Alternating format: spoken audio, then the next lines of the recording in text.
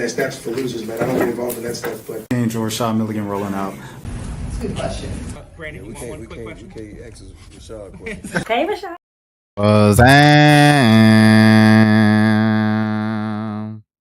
My name is Rashad Milligan. If you are new to the channel, this is the Road Vikings episode.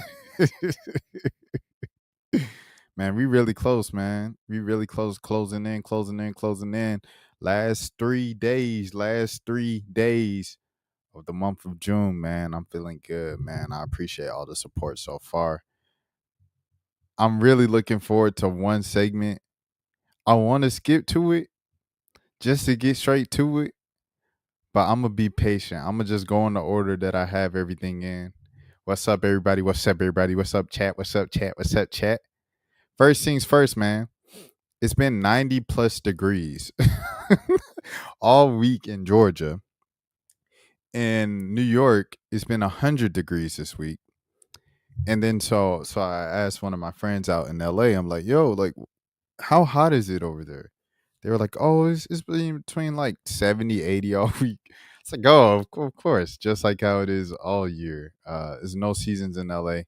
I'm like, God does have favorites and things of that sort. And it's man, my dog in the building. I think this is the first time I seen you in stream. It's my dog, bro. It's my dog, man. Rashad Milligan. He spelled his with 2 A's at the end though, but this my dog. Like, I think folks first seen me on YouTube or on the internet like 2018, 2019. Ever since then, we've been locked in. Shout out to my bro. But bro tapping in on the stream. What happened? All right, but like I said, it's been so hot. Then I see this report and I'm like, what the heck is a fireball? A fireball? Are you serious? It's been hot all week, and now they say reports of fireballs are popping up around Metro. Come on, man. What is going on?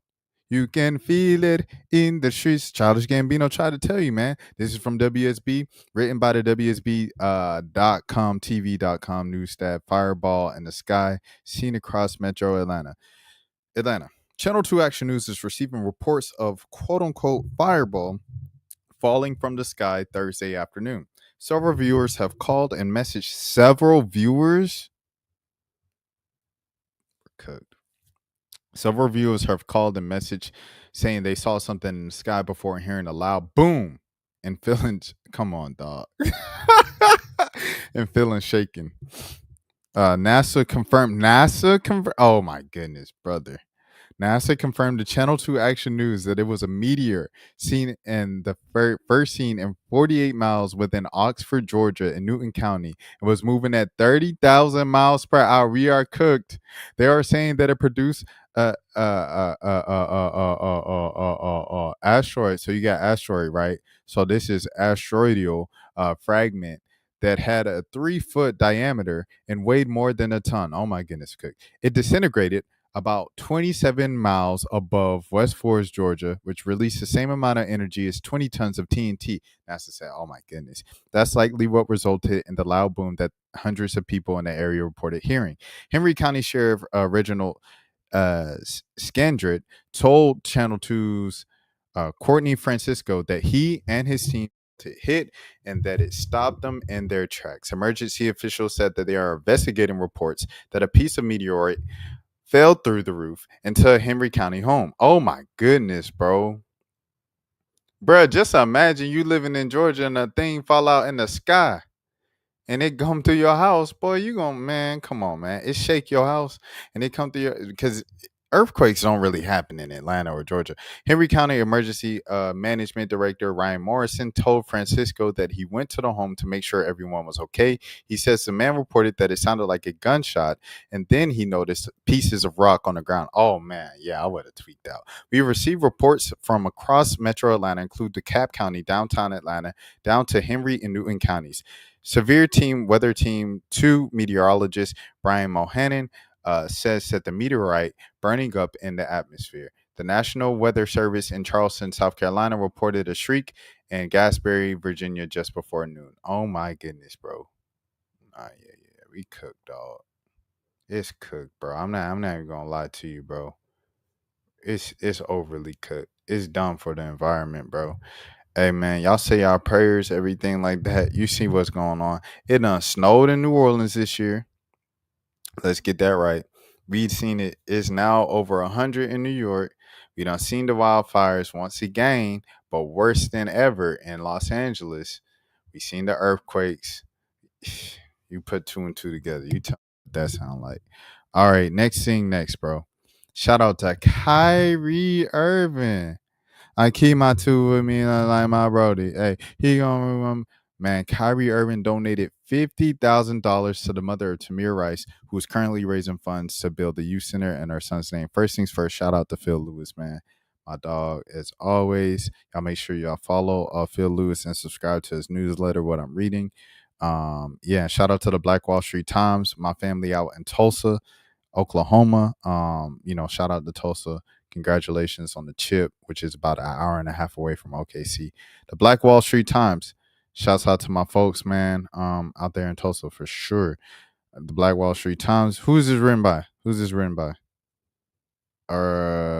Dion Osborne. Shout out to Dion Osborne.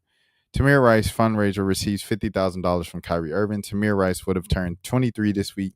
Instead, his mother is building a safe space in his name, and Kyrie Irving just helped make it happen.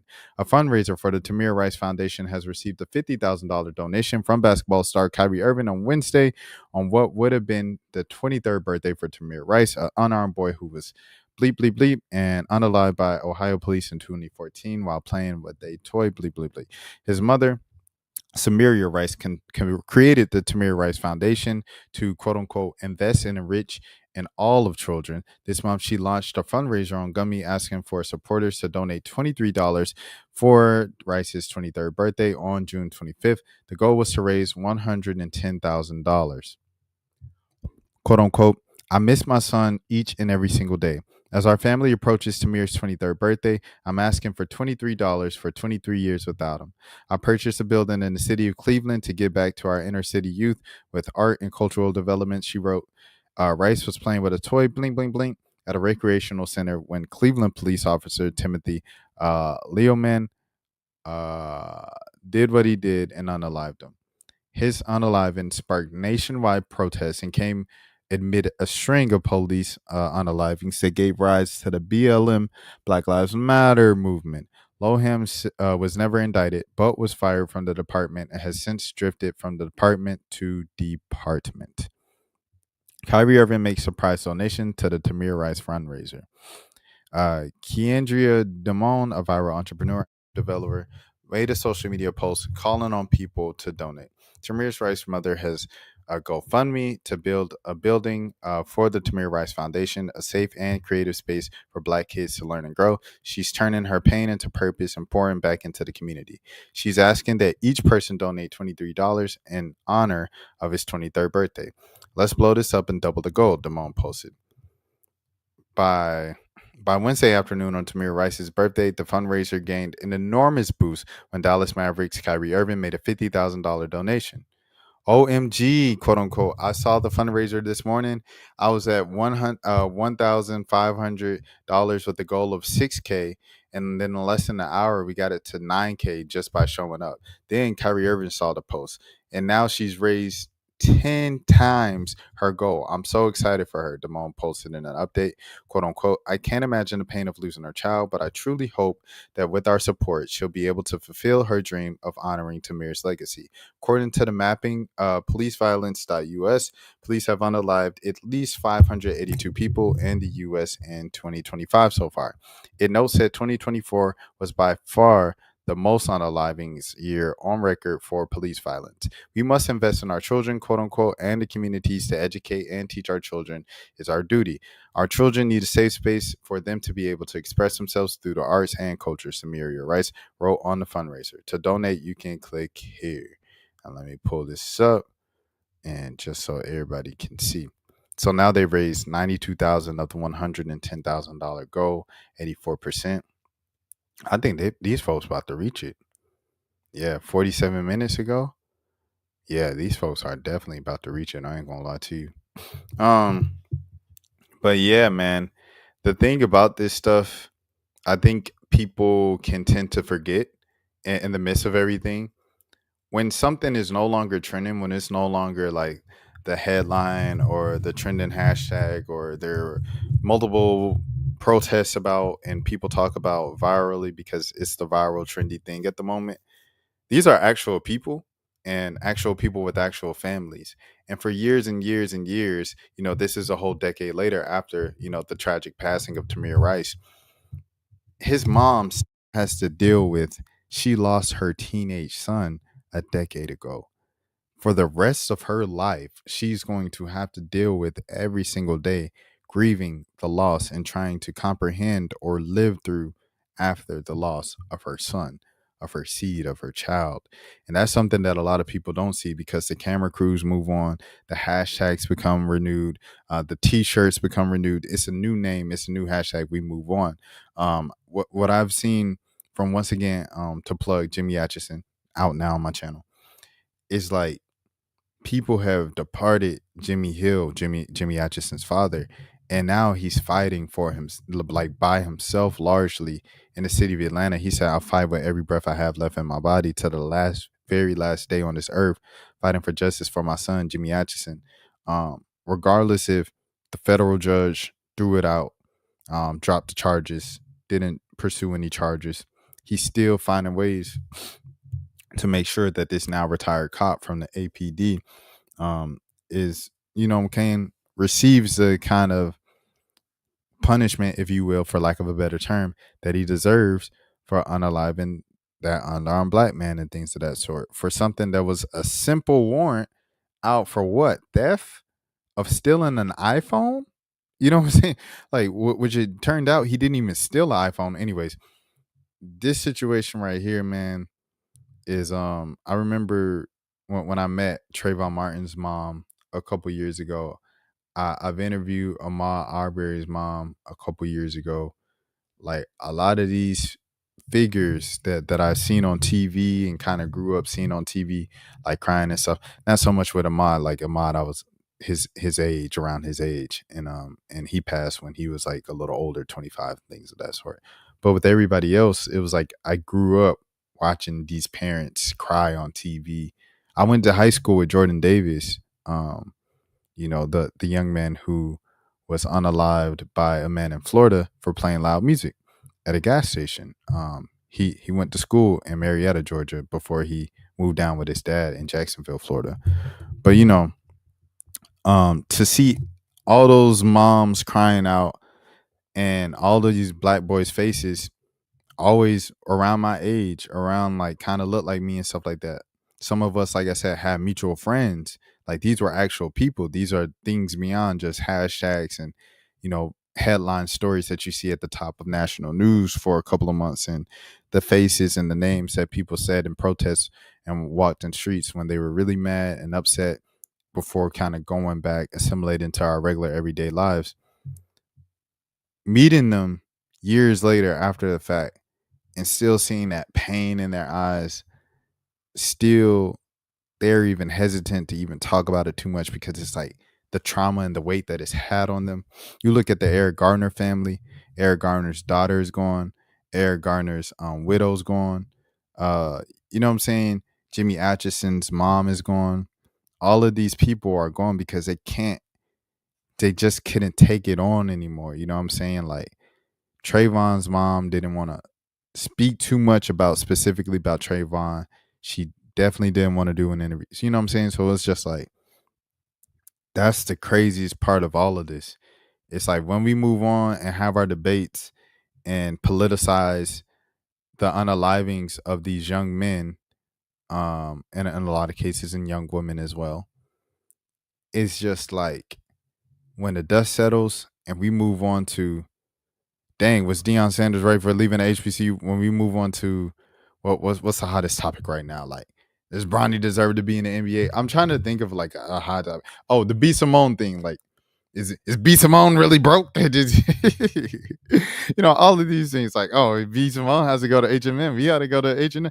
I had to go to Wendy's instead of Five Guys. All of these things. When we move on to the next trending topic, these families are left with the dust to settle, and the reality that they still don't have their father, they still don't have their uncle, they still don't have their nephew, they still don't have their cousin, they still don't have their brother, their sister, their mom, their father. Like they still have to deal with that. And this hits, bro, because obviously his mom still feels it, bro. She's still finding different ways to honor his legacy a decade, 10 years after the fact. And the fact that Tamir, after all of this time of being a household name and being in the news and the center of plenty debates and political kind of campaigns and entire movements, like the Black Lives Matter movement in 2020, I believe was like the world's largest protest ever.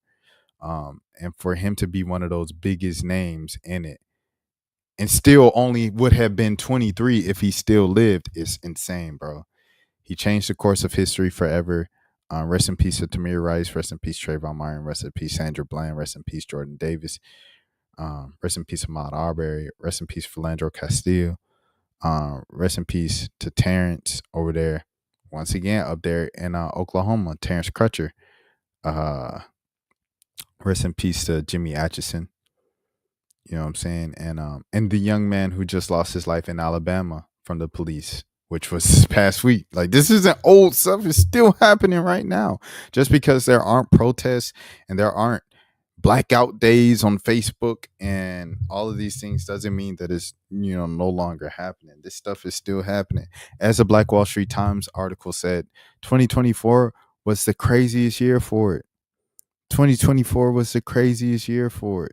That was last year. It's worse. It's worse than it was when the world did a whole worldwide protest in Japan, in Korea, in Israel, in Palestine. Like all of these places, bro. After all of that, after the US lawmakers kneeled and wore, little clothing and cloths and said, hey, threw their fist up and said, we're going to make Juneteenth a holiday and we're going to capitalize the letter B at the USA Today network when we're speaking about black people. Even after all of that, even when they took off Aunt Jemima off the syrup little labels and they took off Uncle Ben's face off of the rice box, it's still happening. And worse than it happened before. Even after all of that, bro. So it's just like, it's crazy. It's insane. It's insane. And like I said, beyond the us arguing about it, at the end of it, at the base of it, at the core of it, these are real people, real lives with real families who have to deal with the realities of this, of losing a loved one for the rest of their lives far too soon, man. Do you smell what The Rock is cooking? Shout out to Big Nate. He is in the building, man. It is 2 a.m. on the East Coast. It's 1 a.m. Central Time. It's midnight Mountain Time. And I want to speak about this because it's prime time. Vogue. Anna Wintour has stepped down as the editor-in-chief at Vogue. Ooh. A legend in this editorial game, a legend in the fashion space, right? She shifts her focus from Condé Nast. Vogue US will seek a new editorial lead. This is written by Sydney Gaslighter. Gashlatar? Anyways, this morning, Anna Wintour shared with the Vogue staff, that the title would soon be seeking a head of editorial content. While Anna Wintour will continue in her roles as chief content officer for Condé Nast, overseeing editorial brands including Wired, Vanity Fair, GQ, AD, Condé Nast Traveler, Glamour, Bon Appetit, Tatler, World of Interiors, Allure, Team Vogue, R6. She got some money, won't it? And them globally, as well as global editorial director for Vogue. Vogue's U.S. head of editorial content will lead the magazine's daily operations across platforms. The person who fills that role will report directly to Wintour, in keeping with the heads of editorial at all the Vogues. So she's still the boss. But over the last 4 years, Wintour's role at Condé Nast has vastly expanded. Her across the company's global titles, growing alongside her work editing Vogue US and overseeing events like Vogue World and the Met Gala, an effect The addition of the new editorial lead for Vogue US will allow Wintour greater time and flexibility to support the other global markets that Condé Nast serves. Quote unquote, anybody in the creative field knows how essential it is to never stop growing in one's work, Wintour told the Vogue staff in a meeting on Thursday. When I became the editor at Vogue, I was eager to prove to all who might listen that there was a new, exciting way to imagine an American fashion magazine. And she did it. Hey, shout out to Anna Wintour. I ain't gonna lie, man. Shout out to Anna Wintour. Now that I find the greatest pleasure is helping the next generation of impassioned editors storm the field with their own ideas, supported by a new, exciting view of what a major media company can be. That is exactly the kind of person we need now to look for the Hosie for US Vogue, the head of editorial content for US Vogue. She went on to add that on a practical level, many of her responsibilities at Vogue will remain the same, quote unquote, including paying very close attention to the fashion industry and the creative cultural force that is our extraordinary Met Ball, and charting the course of the future Vogue worlds and any other original, fearless idea that we might come up with. And it goes without saying that I plan to remain Vogue's tennis and theater editor in perpetuity, excuse me, quote unquote. But how thrilling it will be, she concluded, to work alongside someone new who will challenge us, to inspire us, and make us all think about Vogue in a myriad of original ways. Oh, that's it? Okay. So people were like, who do you think's gonna be the new Vogue editor? Someone was like La Roach. And I'm thinking, I'm like, so is the head of editorial, is it just like a person suggesting fashion ideas? Or is it like, you know what I'm saying, who's on top of the like the fashion trends and stuff and say, oh, this is hot. We need to write about this. We need to write about this. Or is it someone who also actually like reads stuff, can write, and says like, nah, like, you know what I mean? I know at my last, in my last gig, we tried to, or we hired a couple different EICs with the idea of doing just that, of having them more in a managerial role as opposed to like a copywriting, like, you know what I'm saying? They know about writing and say, hey, your writing can be better with this and this and that. They went more like, this person represents the brand and they're kind of like our business representative at meetings and things of that sort. So I wonder that with Vogue. Hold on, I'm gonna look up what people are saying, just because I don't know fashion writing folks. And a Wintour. Edward Innifel of British Vogue was replace her as a. Oh, okay. So he's okay. Oh, all right. Well, hey, happy Pride Day. Uh, Shout out to Brody. What's his name? Edward Innifel, and he's British. Right. Who else? She's stepping down. But salute to Anna Wintour. I love her like trademark look. Like it's the same in every picture, bro. She got the shades, the little bob. You know what I'm saying? She keeps all her colors pretty autumn. You know what I'm saying? Fallish. You know what I mean? Shout out Anna Wintour. Anna Wintour. His name is Edward Innifel.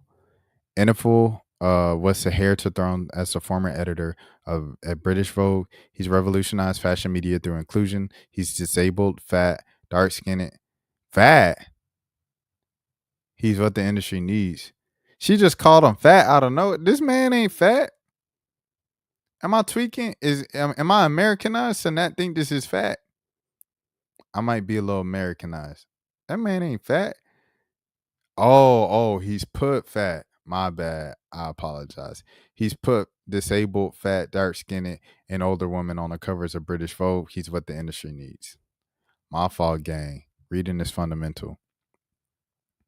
All right. Liza Minnelli has outlived Anna Wintour's tenure as editor in chief at Vogue, which lasted 37 years. I didn't know Liza Minnelli was still living. Shout out to Liza Minnelli. Did they have beef or something? Let me click. Oh, the whole page is outlives. Oh, okay. So they're just kind of making fun of the fact that she's still living. That's crazy. Okay. It's time to move on to the next thing, bro. It's time to move on to the next thing. Shout out Wintour. Best of luck to Brody, Edwin, Edward, and things of that sort. Hey man, say Wander. I hear you like him young. This is the young man for the Tampa Bay Rays. And he has been, come on, bro. New York Post with the dang pop-ups. Goodness gracious. It looked like dang, you know what I'm saying? All right, anyways. Wander Franco was found guilty of SAing a minor. I'm so sorry. Every single time I do it, and it's still corny as it was before, and I just enjoy it. I don't know. I'm sorry. This is written by Christian Arnold of the New York Post, and here we go. Wander Franco was found guilty of SA of a minor in his native Dominican Republic. However, the Rays shortstop dodged jail time despite pleas from prosecutors to put him behind bars. Franco was sentenced to a 2-year suspended. What? He was sentenced to a 2-year suspended prison. What is a sentence to a 2-year suspended prison sentence? What does that even mean? He was sentenced to not be sentenced. That don't even make sense. All right. Anyway, Franco was sentenced to a 2-year suspended prison sentence by 3 judges presiding over the case in Puerto Rico and Puerto Plata Collegiate Court. The conviction was unanimous among judges and comes with conditions that need to be met. The biggest stemming sternly told to Franco by Judge Jacaria Veras Garcia. So he got a stern talking to. He was convicted of SAing a minor, and he got a stern talking to and a suspended prison sentence. He gonna do it again. Do not approach minors for S purposes. If you do not like people very close to your age, you have to wait your time. What? She said to him. The Associated Press reported, man, this man gonna do it again, bro. Put that man behind bars, bro. The once touted MLB player who was arrested last year after he was accused of having a months-long relationship with an underage girl when she was just SSB, what happened? With the underage girl when she was just 14, then paid off the victim's mother in order for her to consent to the relationship. I'm talking about this man right here. Wander Franco of the Tampa Bay Rays, who has just been convicted of SAing a minor back home in the Dominican Republic. This joker was convicted today, and he was sentenced to a suspended 2-year sentence. Now, I'm trying to figure out what that means, and they say the judge gave him a stern talking to. If he can't be with girls close to your age, then you need to wait. Man, what? Anyways, he said, what did I just walk into? It's crazy, man. Franco's lawyer, Iriana Ventura, said that quote unquote justice was not done and that she will appeal the ruling. Good. The one-time Rays shortstop has been also facing S and commercial exploitation against a minor and human moving along charges, but acquitted of those. Franco was 21 at the time of the illegal relationship with the female victim. The trial had originally been slated to start in December before it was pushed to this month. The victim's mother was also convicted on Thursday of S moving her daughter and was given a 10-year prison sentence along with having all the assets acquired through the course of Franco's crime seized, ESPN's Juan Arto Rico reported. Vargas verbally reviewed the evidence that prosecutors had presented during the trial, and the judge called it, quote unquote, a somewhat complex. What is this complex? He was 21 talking to a 14-year-old. The relationship was physical. He was 21. She was 14-ish, right? Whatever she was a minor. There's nothing complex about it, bro. And he was convicted. So he's found guilty of doing such things. All right.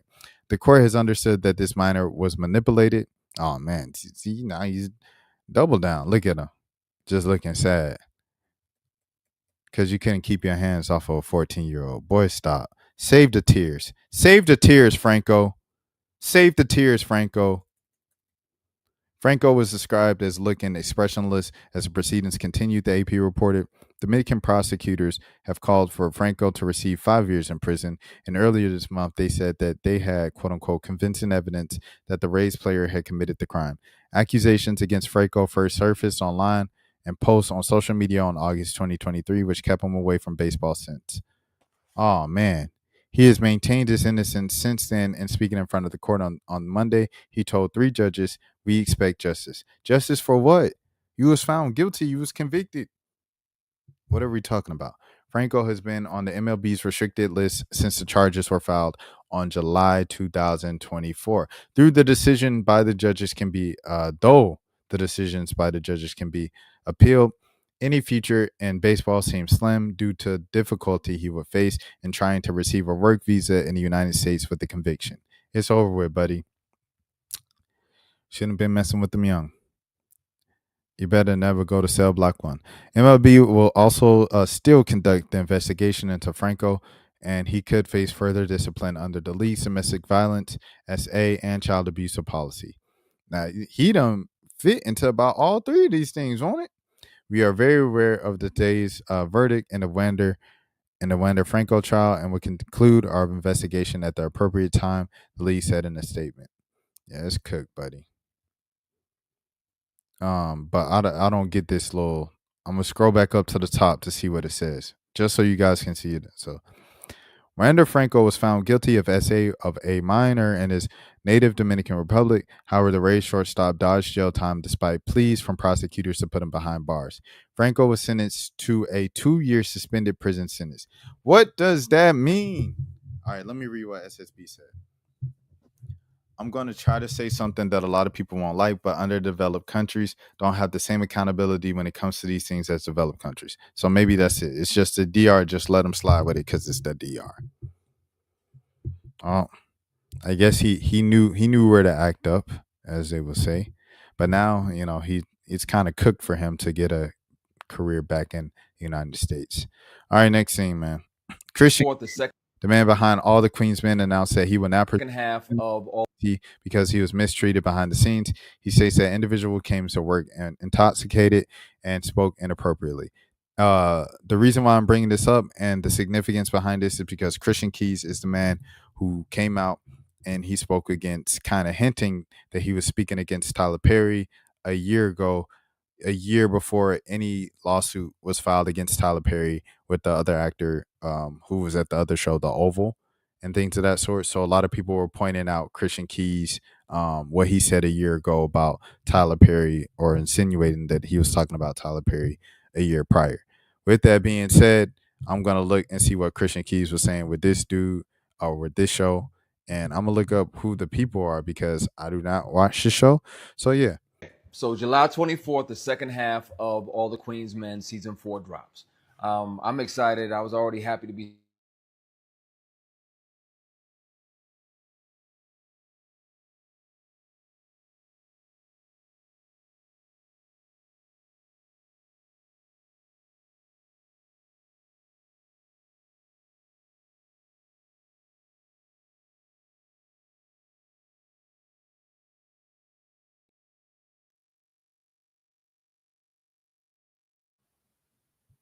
Okay. All right. We back. A big ass internet watch party or something like that, please let me know so I can try to pull up and enjoy it with y'all and share that moment with y'all. Shout out to Hey, you feel me, Big Nate? Tweaking, bro. It's been raining for like the second half of the day. But we back. the couple 100,000 of y'all that are renewing their BT Plus subscription just for our favorite show. I do the same thing. It's cool. Not judging you. I will say, in transparency, it is disappointing to continuously find out that your show is coming back on the internet instead of finding out from.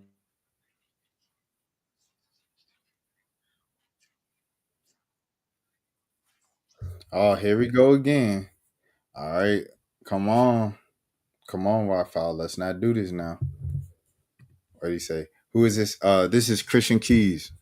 This is Christian Keys, an actor. He's on the BET Plus like series, and he is announcing that he left the series because the unprofessionalism. People were showing up to work intoxicated on set, and they were acting inappropriately towards him.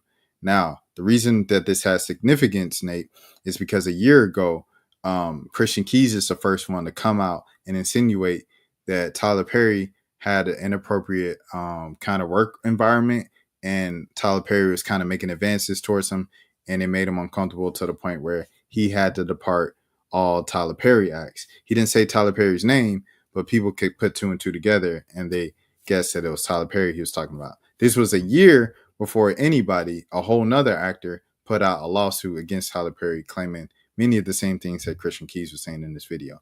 That's why when this video came out today, everybody's like, oh, snap. Because Christian, he actually, you know what I'm saying, kind of has like, when he says these things are going on, track record shows he kind of has validity and inappropriate stuff going on set. The trailer, so I can try to download the trailer for the hit show that I created for this studio and this network, instead of getting it sent when everybody else is getting theirs. It does feel dismissive and disrespectful when it continues to happen, and you've addressed it and it still happens. So at this point, I do not believe that the prequel series that I've written and the spinoff show, any prequel or sequels, I do not believe I'll be doing them with BET. I'm speaking with some amazing people that are interested, other streamers. So the All the Queens Men universe will continue to thrive. I'm just not sure where it's going to be. It's not up to the studio. It's not up to the network. It's up to me, thankfully. So I will let you guys know where it's going to end up. Whether you noticed or not, season 2, my Created by credit was removed. Oh, wow. And I asked to get it back, and they said no. And I ended up having to call the WGA, call the union to force the studio to give me my credit back that I had earned. I created this 15 years ago, and I've been working on it for 15 years. I think God gave it to me because he knew I was going to protect it, and I will. But some things, these things got to change. So I'll figure out where it's going to be, but the universe will continue. All the Queens Men universe will carry on, and it'll continue to get even bigger and even better. The Vegas residency, I'm looking at next summer for the stage play, All the Queens Men Live. I'm hoping to drop it in Vegas at an amazing casino. I'm speaking with a couple casinos right now, hoping to drop it in there next summer. And hey, SSB said everybody getting exposed. What Cat Williams say? And go on tour, hopefully to a city near you or to your city. So, and the play is written. It's incredible. So I'm really excited about that. So there's a lot of good news, a lot of great things going on within the All the Queens Men world. In the prequel and sequel space, unfortunately, there are going to be a few personnel changes. Sometimes it happens, unfortunately, where some people get entitled or arrogant and unprofessional and, start coming to work high and inebriated on a regular basis, or start saying whatever they want to when the camera's rolling, and disrespectful ad libs and things. And those things will be addressed. So there may be some personnel changes, but the show will go on. And I'm excited about it. I'm excited about the future. I'm excited about July 24th. And I love and appreciate y'all. Thank you for the love and support for our favorite show. So as you see, it's a bit different than what we thought. He actually runs the show about this show. Like I said, I don't watch it. But he runs the show, and he's moving it off of BET Plus because he doesn't like the way that BET Plus was moving. And a part of the new series, wherever he takes it, they will be hold on, twin. I'm about to reshare this. They will be having a different cast. So a couple different people on there will be on there because they couldn't show up to work professional and things of that sort. Ah, there it is right there. Okay. All right. So it looked like bro was standing on business. Showing up high and drunk is how you get fired and never called back for work. 100%. You would think so, right? You would think so. So I guess he's moving it away from Tyler Perry. I wonder what the comments are saying. No, Tyler's is now doing away with the show, as a kiss off to Keys for his previous allegations. Another form of blackballing Tyler Perry is known for. Tyler knows that this will stop Christian's checks as well as removing his credit. Also removes his money from his pocket. Say his name. Mexican Tony Stark. That's funny. I'm sorry. LOL. Who? I knew his story was about Tyler. LOL. It just makes sense. His story sounds like the lawsuit, but All the Queen's Man is my show. Sinister zesty villain Tyler turned him out. Oh, that's crazy. People are disrespectful. Hold on. He said, usually it's rappers or dumb athletes who are drunk or high and show up to events. It's never these type of guys. So I used to. Yeah, I guess I could say used to at this point. It's been a while since I like acted in something. I used to be acting, and like on one of the TV shows I was on, like the main person was you know what I'm saying, under the influence. But it's a legendary show. Y'all can put two and two together if you know. And like the person was, you know what I'm saying, in that world of music as well. He's a rapper. It was Gambino. Gambino a drug. Gambino was under the influence, man, on the set of Atlanta. And it was like the greatest show ever, dog. And he worked hard, bro. He worked hard. Man. I ain't gonna lie. That man inspired me, bro. That man inspired me, dog. Shout out to Gambino, dog. Not a surprise, yeah. But the show is amazing, and I guess like you could tell, I guess that he was on set for sure. But like, I don't know. He still got it done. I don't think a lot of people can like lock in like that. Like it was a 15-hour shoot day. This is at the end of 15 hours. He on set. You know what I'm saying? And you know, Paperboy was like, "Yo, is this going on?" He's like, "Yeah." They were kind of laughing and joking about it. But bro is like, he's locked in, dog. I think he works to that point. Like he runs the show, and the show was good. So it was like, I think if your show ain't as good, if your show is down the totem pole, you have a little less wiggle room. You can't be showing up drunk and high, and we got the number 5 show on the number 6 network. Like that can't be the case. Everybody got to be a point. We all got to be sober. We all got to be locked in, this and that. But if we got the number 1 show and we was, you know what I'm saying, partying and having fun and everything like that, season 1, then we might as well keep it going, man. Hey, Reg in the building, big time sports. Actors are notorious for showing up to work high on drugs or drunk. So there you go. Reg say it happens all the time. But Christian Keys was like, nah, I ain't going with it. But this show, if it was Tyler Perry's thing, because you know Tyler Perry, he running like BET Plus pretty much too.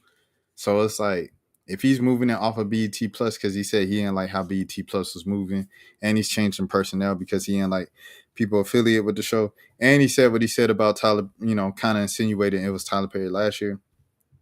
I didn't know the man had a show with Tyler Perry. I thought he was just an actor on one of Tyler Perry's shows. He got a whole show with Tyler Perry, bro, and he was throwing out them accusations. And then they came back to light this year after Buddy filed the lawsuit, the other dude from the Oval. So hey, I think that's all it comes down to. That's what's going on. But I'm like, dang, Christian, hey, he kind of bold for doing that. I didn't know he was you know what I'm saying, that kind of close to Tyler in business. I didn't know it was his show. Best of luck to him for finding a new home for All the Queens, man. I hope the show prospers and thrives and things of that sort. Like I said, I don't watch it, but I don't watch much TV, period. So don't take it personal. Now we get to my favorite part of the night, man. This is going to be my favorite segment of the night. Like I said at the beginning, I was waiting for this. I was licking my chops. I was waiting for it. We got the first couple things out.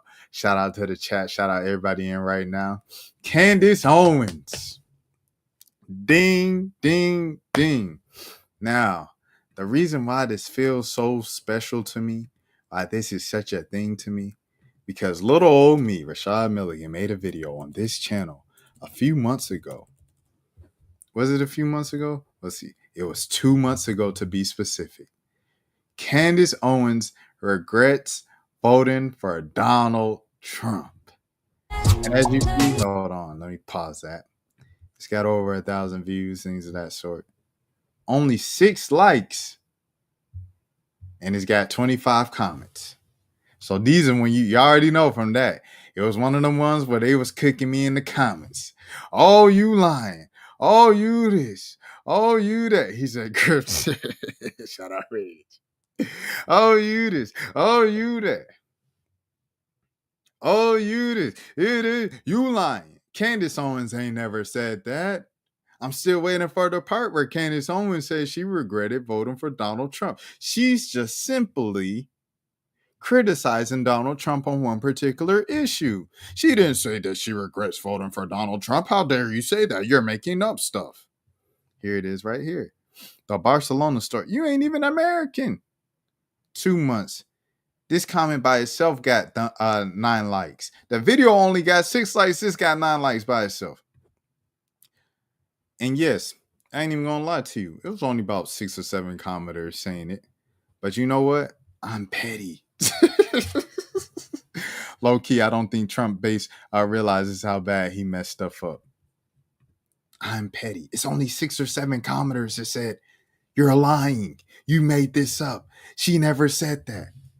If you put 2 and 2 together of what she said and the tone she was saying it, she said what I put in the title. She regrets voting for Donald Trump. That was 2 months ago.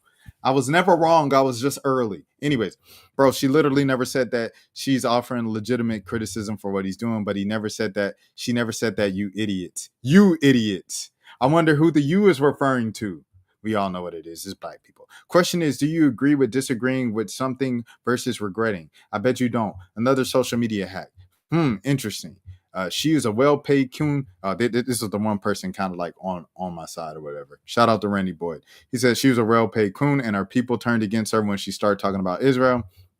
Still waiting for the part where it says she regrets voting for him. She didn't say that. She disagrees with him on this issue. Okay. You see all these responses from me? This is from me from tonight saying like, okay, what's the update? Fix your title, bro. She did not, in all caps, did not say she regrets voting for Trump or bidding for Trump. Bidding. And he edited it. And he still has bidding for Trump. She just does not agree with some of the rings he is doing. Okay. Once again, it was edited. It still says rings. We both on the same thing. He only has 4K subs and won't even respond to a chat of 4 people. So you know this channel is quote on all caps BS. No subs here. I said, you weren't going to sub anyway, bro. It's okay. I'm not your demographic. Everything ain't for everybody. They say, LOL, you looking for subs? I said, I'm slightly confused by the question. And I think that's an entire point of posting content to expand the audience and build an audience. They say, show the evidence of saying she votes for him. You can't. So you're no different than MSNBC. This was a month ago. So I come back a month later. Okay, let's revisit this. It's crickets now. Huh? No, bro. And I respond, and he said, no, bro, that's deception, aka bait and switch. You want to grow your channel, then be truthful. And I responded with the dang article, man. So let's get to the article where Candace Owens says, I regret supporting Donald Trump and endorsing Donald Trump and telling my fan base to vote for Donald Trump. What she's been saying for the past 2-3 months. Girl, bye. Candace Owens' latest assessment of Trump will make you roll your eyes. The controversial podcast host is an avid Trump supporter, but since his White House return, Owens has slowly moved away from him. This was written by Phoenix X Holly. 5 months into President Donald Trump's second term, and some of his closest allies have turned their backs on him. Conservative pundit Candace Owens, known for her wildly MAGA-adjacent stances, is the latest to sing a different tune. Owens appeared on quote-unquote Piers Morgan Uncensored show to finally admit that she's totally wrong about the president. Recently, Trump has been under fire more than usual after joining Israel's long-standing beef with its Middle Eastern neighbor, Iran, after launching missiles at its nuclear facilities. Just like much of America, Owens is not happy about the move, and now she says that she has some serious regrets about the candidate she helped put in office. Quote-unquote, he's been a chronic disappointment, she told British show host Piers Morgan. I feel embarrassed that I told people to go vote for him. The same thing she said 2 months ago. But regardless, she said it outright. Vote for him because this wasn't going to happen. And it's happening. She continued, referring to the U.S. attack on Iran. Hold on, let me exit this. The controversial podcast host was an avid Trump supporter, but since he came back to the office in January, Owens has slowly torn away from Trump's MAGA page. Quote unquote. This was not Trump's decision. It was Bibi Netanyahu's decision. Excuse me. That's the man over there in Israel, leader of the Israelis. Owens told Morgan, calling out Israel Prime Minister Benjamin. She added, quote unquote, that is the reason that he did it. According to Owens, Trump is sucking up to Benjamin, and she said that it's causing a real damage within America. Quote unquote, we're very aware that Israel is dictating our foreign policy, and we now like that to stop. CNN quoted around 51% of Americans don't support Trump's blitz on the Iran nuclear house. Excuse me. Owens is now one of them. She said Trump's attack was unnecessary because there was no quote unquote imminent threat to the U.S. And this comes after continuous claims by Trump's administration that Iran is building a nuclear weapon, despite the country's government saying otherwise.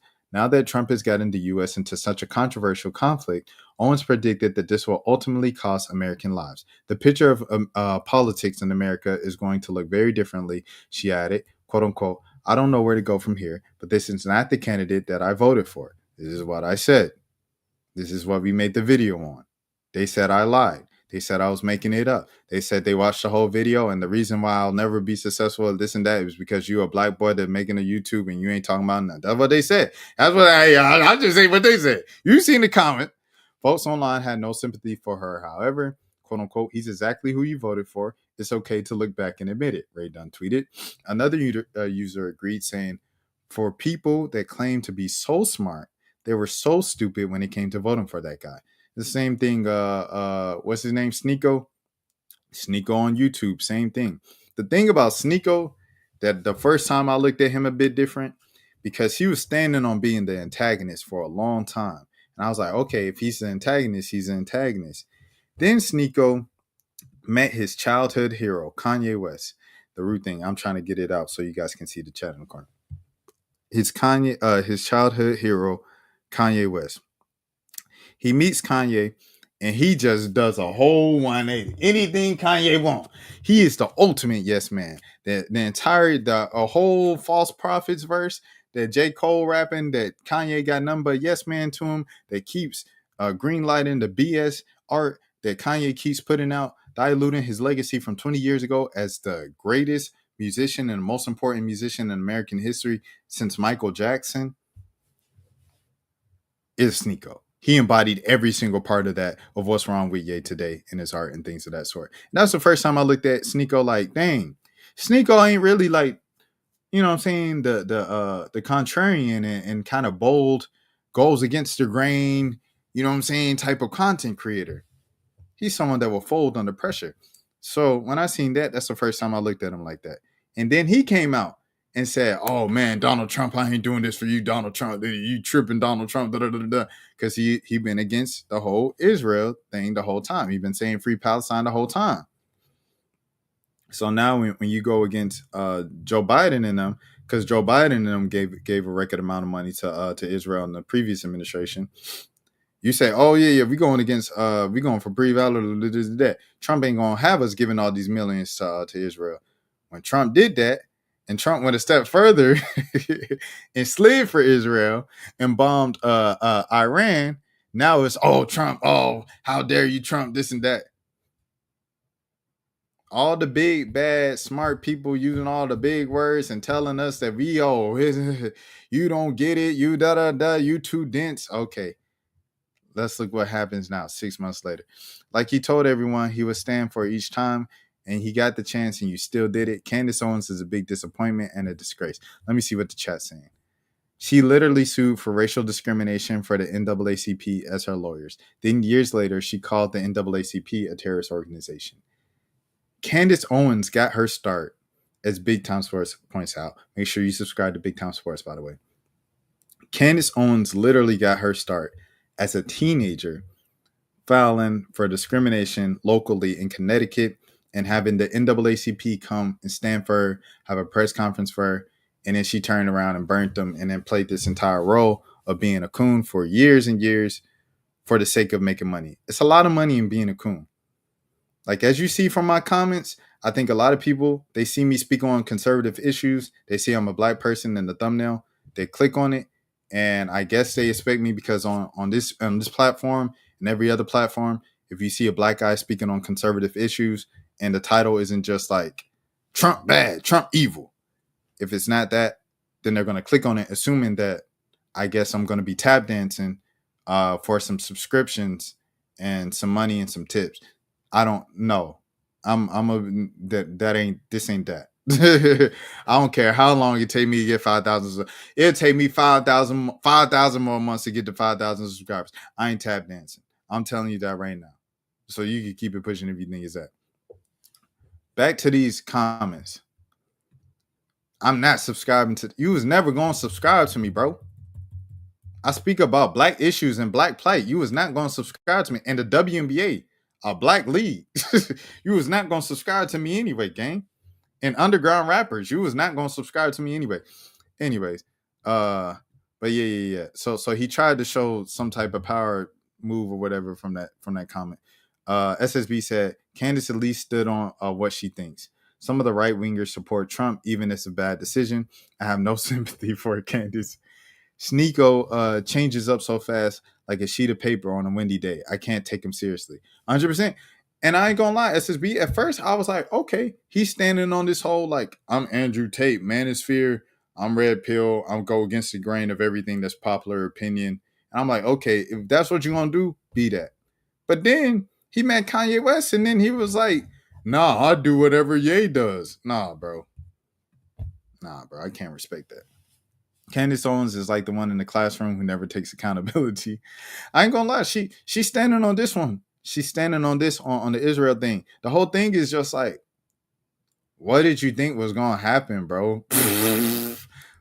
And like, I think the thing with Candace Owens is, and this on a personal level. Like, so this is the first time I will make a personal comment about Candace Owens. So ahead of time, Candace, I'm acknowledging it, the shift and things of that sort. But I think the choices of even building her family, this is just my theory, and it could be wrong. Candace, if it's wrong, it's wrong. I'm sorry. But even the choices of how she decided to build her family, I think coincided with prolonging and extending the extent of how serious she was with her online persona and online character. I think the Candace Owens that we've been seeing for the past few months, specifically with this Israel issue, is the real Candace Owens. Everything else was just a character to build the money and the attention and to get the hook in of a particular demographic. And it worked. She got rich. You know, she doesn't need Fox News. She doesn't need a major network. She doesn't need the big six conglomerates or anything like that to make millions of dollars a year. She can do it independently. Like, every single day she goes live, and it's at least 500,000 views every single day, each live. I don't know any other show. Maybe iShow Speed, Kai Cenat, that does those type of numbers every single day independent. Look at this. Streaming 8 hours ago. It's got 470,000 views. Every single one has at least somewhat 500,000 views. She's got 5 million See, look, a million views on the live 2 days ago, a million views on the live 3 days ago. It's nearly a million every single day, bro. So this selling out image, this, whatever image or whatever, this coon image, tap dancing image, was very profitable for her. And she did that on purpose to build that up. And I think she went, like I said, as far as building her family in real life to coincide with said character, which I think is crazy. But hey, you do what you want when you popping, I guess, huh? As this B said, right-wingers online presence is huge. They don't get shadow banned like how they think they do, 100%. Only like Tim Pool, I think, can rival. I've never heard of Tim Pool. You put me on. Let me look up Tim Pool. Shout out to Tim Pool. Let me see. Dang, who's this Tim Pool dude? He got 1.4 million. Oh, I've seen this dude before because he wear the hat. I I don't want to ask. Like, I will just ask. Was he one of the January 6th people? No. He has 100,000 views each stream. So there's like Candace 10x is that, bro. But the reason why Candace is so popular, a large reason why, is because she's black. And she knows that. It's just like Jason Whitlock. It's just like a lot of these folks, like y'all told me about Antoine, what's his name? Antoine blah, blah, blah, blah, blah, and Antoine Daniel. Is like, it's just like all them folks, man. No, but he supported them, I think. Okay, he supported the January 6 people. And then Nate said what? I'm just waiting for midterms. He said rubs me. Yeah. But all of this, bro, I really felt passionate about this, as you guys could see. Because these folks try to call me a liar. Not the folks in chat right now, not gang. Y'all gang, y'all know y'all gang. But these folks try to call me a liar. They attack the credibility of the channel. And you know what's going to happen after I proved them wrong with this video and I came back with the receipts and I responded to every single person? I'm going to tell y'all what's going to happen. Absolutely nothing. Nobody's going to say anything. You want to take a guess why? It's the same reason why dude said he was never going to subscribe to my channel and he took the time to leave a comment on my video. You weren't going to subscribe from the jump, gang. Like I said, I post about the WNBA, a black league, I post about black issues, and I post a lot about hip-hop with a lot of underground rap interviews. You was not going to subscribe anyway. I was not your target audience. But I'll tell you why. They don't want to admit that the black man was right. It just is what it is. They don't want to admit that I was right. It's okay. I'll take the victory lap, and I'll continue being petty about it. Next scene. What are we talking about? Next scene. All right, we're going to the streamer world drama now. This Reggie, let me see. Let me look on the thing. The rest of this is like, we got one kind of serious story after this, but everything else is just memes and reacting to stuff. So this is Lil Rodney's son. This is your channel. If they look at what you post, they can kiss your behind, period. You better say that, Big Nate. By the way, it's been a minute since I plugged Big Nate's channel on this channel. So let me just do that real quick. Big Nate. Hold on now. Big Nate Sports Talk Podcast. Also, when you gonna bring me on your channel again? I know I'm busy. I ain't gonna lie. So I don't want to be fake and be like, bring me on your channel, gang. This is Nate. He goes live pretty often. As you see, 2 weeks ago, 3 weeks ago. He must not be saving some lives because Nate go more live more often than this. But y'all make sure y'all subscribe to him. He got the Washington little Mystics press conferences. He got the Maryland press conferences as well during college basketball season. And y'all make sure y'all sub up to my boy, everything like that. He got the good stuff. And he's pretty consistent, everything like that. Also, are you reacting to Tabitha? I'll reach out to you. Okay, say that, bro. Say that. I just did a video today. I've been behind on posting. I was about to say you've been posting. I ain't reacting to Tabitha today. I don't think there's anything new to react to. Everybody using my stuff. I seen a blog. Shout out to Rain Media. I know Rain. She is like a PR person and based in Atlanta, so she probably been subscribed to my channel anyway. But she used my video for her little for her blog post. It got a like 50,000 at the time. It was blown up, and I was like, "Oh snap, that's my video." But yeah. No, but I'm not reacting to her today. I already reacted to unless it's something new from it. But the only thing that I seen that's new about the Tabitha joint is the WSB report where they showed clips of the press conference where she was like, "I'm just trying to clear my name," and everything like that. Yeah. No, I saw that. Nah, I can't react to that because anything with the news channels, if it's like, one of the news channels, if we react to it, they're going to flag it. Every single time, bro, they're going to flag it. But they pretty much just said what I said the night before on that other live. So, yeah. But I seen the video. I seen the clip of it earlier today. All right. But this is Reggie. Okay. So let me tell y'all who Reggie is, everything like that. Reggie, Nate, is actually from Baltimore. He's from Baltimore.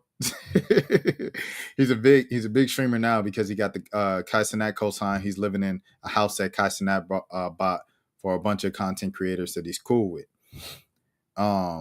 He done met this girl and they were all woody. He took her to streamer prom. He was in love with the girl. He found out that the girl done in the 2 weeks they known each other, been going behind his back and scamming his fans for $30,000 using his name.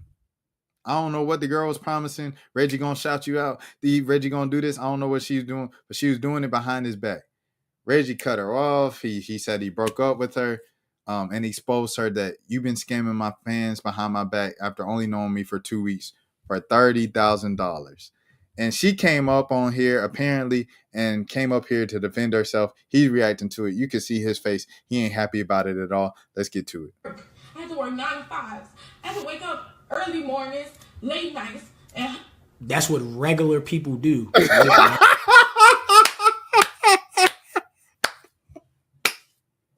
All right with Reggie, bro.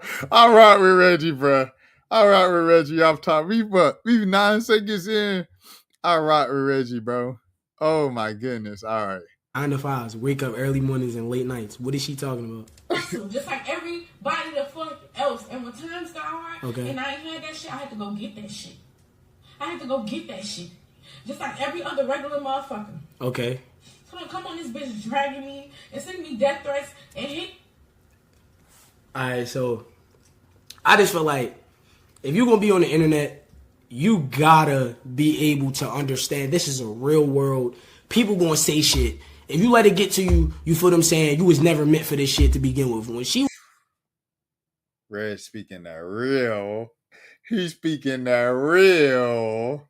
was on stream, bro, we when she first ever came on stream, we never seen this coming. It's no way this the same female who came on the stream popping her shit. Okay, so she said she apologized if I felt like she was trying to tarnish my image. I don't even feel like she was trying to tarnish my. Hold up, slow the roll, backtrack. I don't even feel like she was trying to tarnish my image. I just feel like she ruining her own shit. You feel me? Like, I'm way past that. I don't give a fuck. I just feel like she not doing the right shit behind herself. You get what I'm saying? It's like you're gonna make yourself look a certain way, and that's gonna make me look a certain way. You only knew her for 2 weeks. Feel like, all right, boom. When it come down to the females, all right, if motherfuckers know I'm dealing with her, right? We are a reflection of each other. So if she posting shit like that, they like, damn, so this nigga must be broke for real. All that prom shit, nigga ain't give her shit. But my thing is, I really set her up in a great position to eat for a while, bro. And this is coming from a nigga who grinded from zero, gang. Like, Kyle looking out for me, that shit is a fucking blessing. But at the same time, though, gang, you gotta have some foundation. Bro, a nigga just gave her the greatest foundation that you can get with this shit, my nigga. And she overdoing it, gang. Like why you showing off for the hype? Don't do that lame ass shit, man. You feel me? She has 30,000 plus followers. So it's just like if you started a clothing line or anything, mud, like she could have been doing anything. You feel me? She could have had mad money. Do y'all not understand this? It's females out here who are waiting for their chance to promote the fuck out their business and go up. It's really female hustlers out here who are waiting to have an opportunity to go up and do their shit, bro. Dead ass. And that's just all I wanted y'all to understand, bro. That's it. Yeah, that's it. That's all I want y'all to understand, that I'm not trying to make her feel bad or nothing. I just want her to know that this shit is a great opportunity. Yeah, and that's it. That's all I wanted her to understand. But fuck that shit. I'm finna be done talking about that shit. I don't want to keep bringing it up. God damn. She said, I had to grind. I had to work 9 to 5. What do you think we do? It's securing the bag of hustle. Man. Well, what she was trying to do is crazy. It's like you first get in the door, and what you want to do with your fame is scam your followers for 30 bands. Man, come on, bro. Like you said, you could have made an honest living. People will buy stuff just because they follow you. Oh, hold on. I gotta share the screen, the thing again, because the thing done went away. But yeah, this is just what we doing for the rest of the stream. By the way, just reacting to stuff. I will be talking about Portland's WNBA team, so that'll be like the last newsy thing. But everything else will be just reactions. And like a nigga stressed out, bro. God damn, nigga, I'm stressed out, bro. I'm stressing. Hey yo. I'm stressed out. Hey yo. I'm stressing, bro. I'm stressing, gang. Like.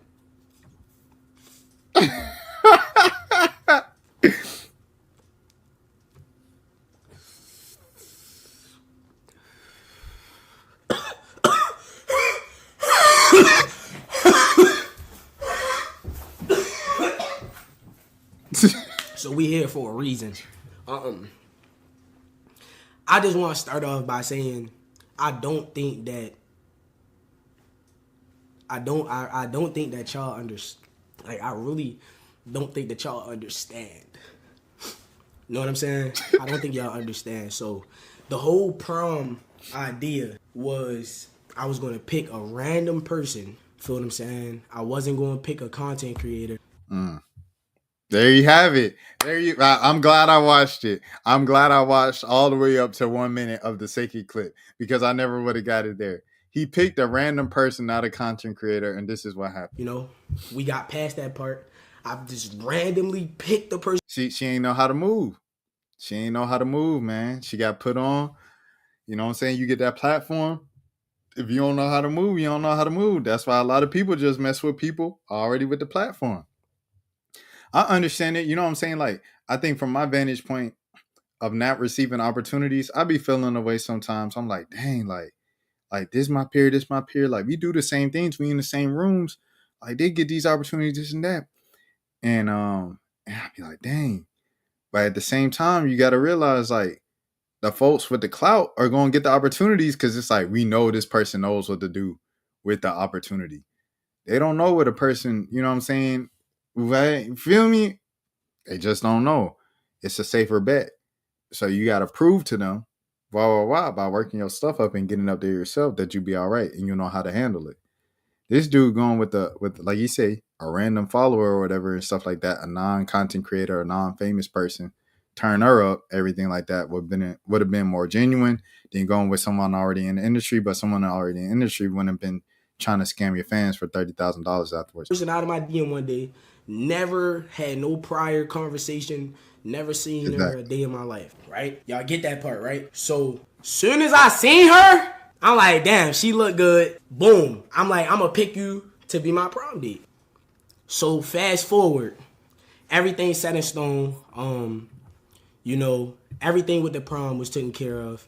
Feel what I'm saying? I made sure I did my part. Feel what I'm saying? So anything past that is like, it's all extra shit. Cause it really was supposed to be just content. You get what I'm saying?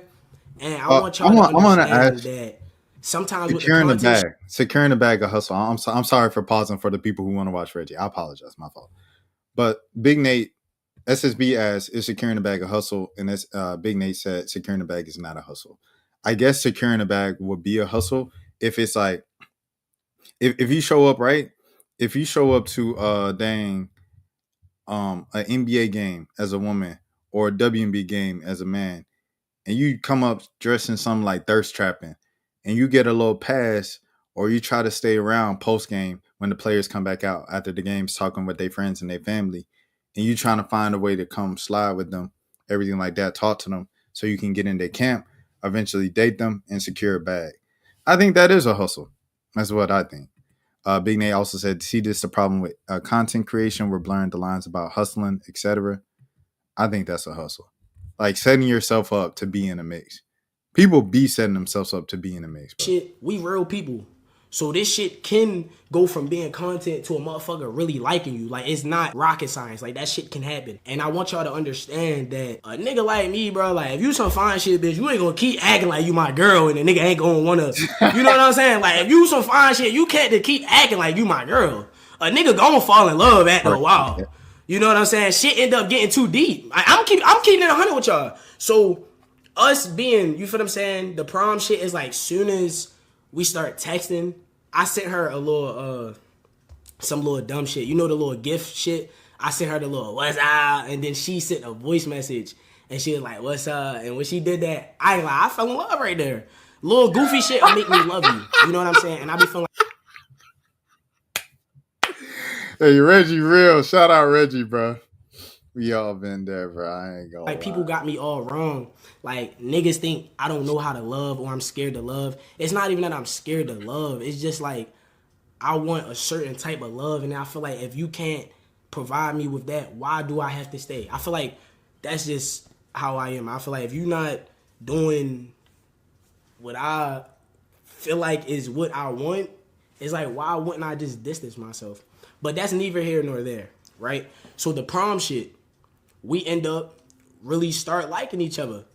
She looked me in my eyes, I looked her in her eyes. I don't know if I seen like shooting stars or what, but like, bro, that shit was magical, nigga.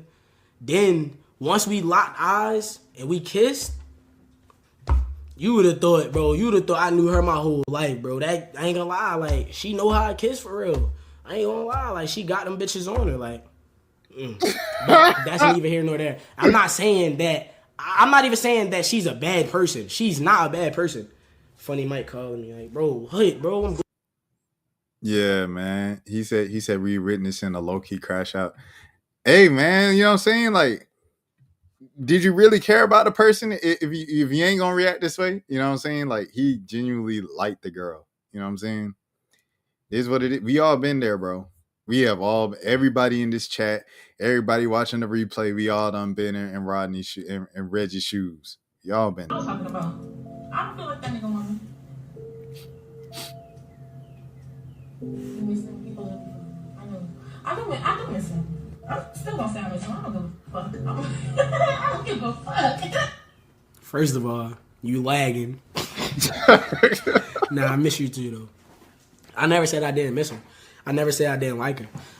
I just feel like she just went against what I believe in as like a content creator, you feel what I'm saying, and a brand.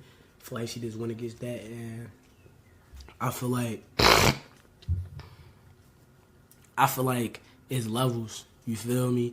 And I'm not saying that we can't come back from this. We can't come back from this. 30,000?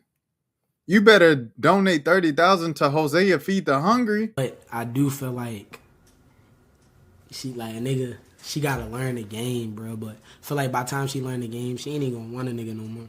So I don't know. There's just a lot to that shit. But I'm not mad or sad. You feel what I'm saying? It come with the game. 30,000 is crazy, bro. And the fact that Reggie is even still like, we might come back and circle the block is insane. This is Perk versus Ben Simmons. This is the next thing. This is the next thing we're reacting to. Perk versus Ben Simmons.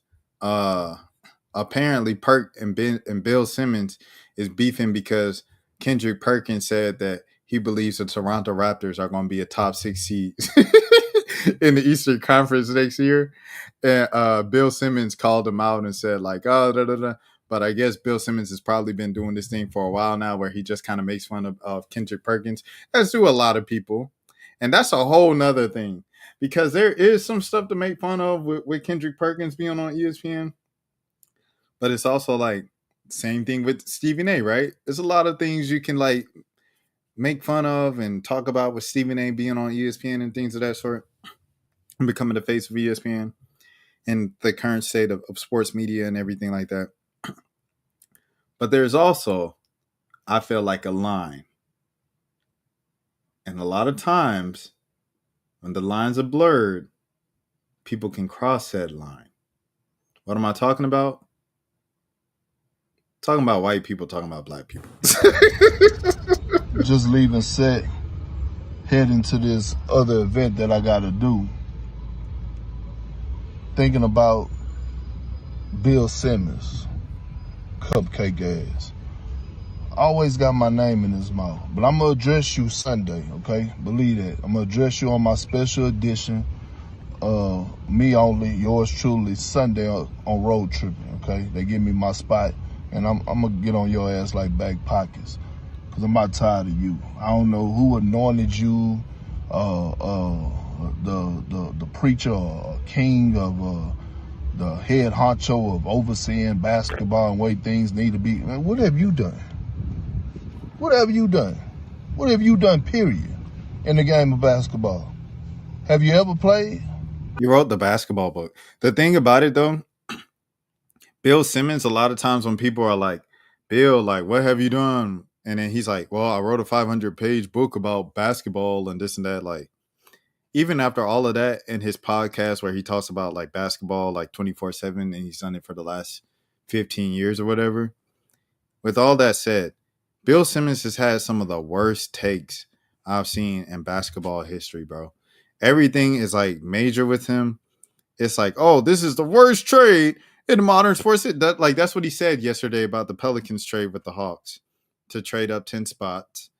And then what else? He said the Trae Young trade for Luka Doncic on draft day was the worst trade in the NBA in the last 50 years. He said it was the worst trade since the Hawks traded Bill Russell from the St. Louis Hawks to the Boston Celtics. He called the Paul Pierce, Kevin Garnett trade from the Brooklyn Nets from the Boston Celtics to the Brooklyn Nets. He called that the worst decision in Boston Celtics history, despite the fact that trade built the foundation for the next championship for the franchise in Boston Celtics history. And essentially, what Kendrick Perkins said, essentially said here to Bill Simmons was, he said, hold on, give me a second. What he said to Bill Simmons was, who made you the king of the blacks? That's what Kendrick Perkins is just now saying. He said, who made you the king of the blacks, Bill Simmons? The way that Bill Simmons is talking about folks is insane, dog. But I mean, it is what it is. Like I said, that's his job. He wrote a 500-page book. He became a millionaire. I was speaking about the NBA. Why not continue to speak about the NBA? Does Spinman have a sports network? I know Colin Cowherd has his network. Simmons did. He used to. No. Does he still own The Ringer? Did he sell The Ringer? Hold on. The Ringer. Because Bill Simmons founded The Ringer, I believe. Did he sell it? Sell? Hold on. I'm tweaking. I'm sorry. Spotify, sell, mints, The Ringer's Bill Simmons. Okay, Spotify signs Bill Simmons to a new deal. Spotify paying up to $250 million. So yeah. His network is The Ringer. That's Bill Simmons. So super rich dude. But it's just like his takes be all the way off, bro. So for him to talk the way he talks about other people, about like, oh, that's asinine, that's this and that, it's kind of ironic. Because you be the main one missing stuff. Speaking of the Hawks, can I offer Trey Johnson for Derek Queen? The Hawks don't have Derek Queen. Derek Queen, he on the Pelicans. You got to talk to the Pelicans for that. Okay, so I guess I'll also represent the Pelicans now, huh? Do the Pelicans want Trey Johnson? No. The Pelicans got Jeremiah Fears. They good. We move. Simmons is too much of a homer for me. He's backing Belichick over his girlfriend antics. Boston out. I gotta go. And I usually don't even go pop my car, listen to the Bill Simmons podcast, eh? Address people because I don't even be really caring about it, but it's kind of pissing me off because you feel like you're sitting on this throne. You got in your feelings. Because I said that I feel like the Toronto Raptors are going to be a top 6 seed in the Eastern Conference this upcoming season. So that wasn't a crazy take or anything to that nature. It's a real thing, fool. When you look at the Eastern Conference, Indiana, Tyrese Halliburton most likely going to be out for the entire season. We know what Jason Tatum is going through with his Achilles as well. Boston blowing the whole damn thing up. The only teams that I'm thinking about right now is the Cavs, right? The Orlando Magic, the Detroit Pistons going to be back, in the New York Knicks. That's 4 teams. And when you think about the most important position in the NBA, which is the perimeter, they have that. They have 2 all-star caliber players. 2, maybe 3 if you include R.J. Barrett, with Brandon Ingram and Scotty Barnes. You know what I mean? So why was that like, oh, Perk, yeah, he said this and I'm a, man, shut up. You didn't think before you started drinking them Heinekens. Oh. And then you got your little peanut gallery up on the podcast who just agree, yeah, Bill, you're right, stand up. Man, shut the hell up. The hell you done. But I'm going to get more on your ass come Sunday. Believe that. I'm going to finish doing my research on you. Enough is enough. Like you some type of head honcho. You ain't no shot caller. A beef over the Toronto Raptors being a top 6 seed in the Eastern Conference is hilarious. This is such a weird beef. Drake got to get involved. He's got to. The international ambassador of the Toronto Raptors has to get involved. They are beefing over the Toronto Raptors being the top 6 seed in the Eastern Conference tonight. Mind you, it's not even July. They're talking about who's going to finish as a top 6 seed in the Eastern Conference of the NBA in April 2026, in June 2025. That's what this is all about. Just so you know. So Bill Simmons responded, and it was a subtweet because he didn't say his name. I'm honored that you sat in the car for 2+ minutes to scold me on your iPhone like this as I type from my iPhone, even though we are a combined age of like 92. If you actually think Toronto would be a top 6 seed in the Eastern Conference and anything other than quote unquote most fun place to visit, let's wager on it ASAP. If Perk was smart, he would get dirt from former ESPN coworkers. Well, Kendrick Perkins says, welcome Bill Simmons to the Sherganty. Oh, man. All right. So with this thing, bro, like I said, it's a bigger conversation to be had here. And I know the comment section is going to be upset with me on the replay. It is what it is. Like Big Nate said, Rashad, this is your channel. If they don't like it, they can kiss your behind. Thank you, Nate, for that reassurance. There is this thing within basketball coverage and basketball media that's always kind of existed, especially in the age of the internet. It's been more heightened and more kind of focused with like blog, right? With blogs, podcasts, online basketball coverage. We're seeing coverage of basketball more in depth than ever. It's like the best coverage, the best breakdowns of basketball, the most intricate things. Like you have an entire podcast just speaking about advanced statistics of one role player on a random, you know what I'm saying, 10th seed in the league. Like that's where we are right now in basketball media if you look for it long enough on online. At the same token, the stuff that's being posted and pushed on a lot of the major networks and a lot of the big wigs and the stuff that most people see on a more casual basis is the laziest basketball analysis ever, right? So it's like with the kind of, I don't know, paradox of those two things existing within the same time frame, you have a lot of the people from this world of online blogging and podcasts and things of that sort looking down upon and patronizing the people in the mainstream and the bigwigs and things of that sort. Not to say that that's necessarily 100% Bill Simmons, because Bill Simmons was a former ESPN employee and he's a $250 million man, you know what I'm saying, $250 million man and things of that sort. That's the head of the Ringer and owner of the basketball book, writer of the basketball book and things of that sort. Just like pretty much a Bible talking about the history of basketball. Despite all of those things, there's still kind of like this undertone of like, you guys aren't as smart as us. You guys aren't smart. You guys are stupid. You guys are this. You guys are that. Nikias even kind of hinted towards it like earlier this week. He said, when you ask your questions, before you ask the question, ask yourself why. The question that you thought of asking, and that will lead to more smarter and more kind of effective conversations surrounding basketball. I remember the first time Nikias was credentialed for the NBA All-Star Weekend. He went up and he uploaded a video and he said, hey, I was the only person to ask Jerry Allen an actual question about basketball. during All-Star Weekend. All-Star Weekend is like the place for fun where you guys you got any puppies? What are your puppies' names, Jared Allen? And he asked about the pick and roll and rolling with Darius Garland. Like that's what he asked, and then he went away. And it's kind of like a patronizing tone there. There's this thing that if people have fun, that they aren't smart.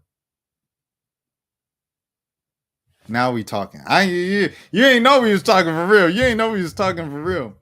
And I say this as a person who has a lot of fun in what I do and stuff like that. Shouts out to my bro that just texted me everything like that. Shouts out to my bro. Oh, he posts. Okay, Sarah. All right, yeah. Shouts out to USA. They play tomorrow. The USA women, they play tomorrow. Where are they? Like they're like Brazil or something like that. Shout out Flage, whole team and stuff like that. But there's this thing of like fun equals not smart. Fun equals not intelligent. And that's just not the case, bro. Like, people just choose different ways to present information. And I think at the end of the day, like when you notice that the people who break down the game and the crevices of the game to down to the each detail and everything like that, and their predictions are still all the way off. Like I seen KL, like shout out KL. KL's a cool dude and stuff like that here in Atlanta. Been covering the Hawks for, at this point, like over 10 years, right? KL Chouinard. Give him a follow. Listen to his podcast, ATL and 29 and things of that sort. KL is one of the smartest people I ever know. And one of the smartest people covering the Hawks, right? He compared Taurean Prince to Kawhi Leonard. And then, no. With the Kobe Buffkin thing, he was a little more conservative. He said, I believe that the front office sees Kobe Buffkin could potentially become this person. So I won't tag that one on him. But it's been another one that he's been all the way off. And he could break down, when you shoot from this one, you have a so-and-so percent chance of making this. The Hawks, they're short rolls. They aren't working right here. That are so-and-so in Trey spaces as well. Like he pointed out the fact that Trey like lets the ball kind of dribble out. So when he gets the ball, the shot clock, he maximizes the game clock and things like that. And Trey was like, thanks. You notice the small things about the game. I appreciate it, everything like that.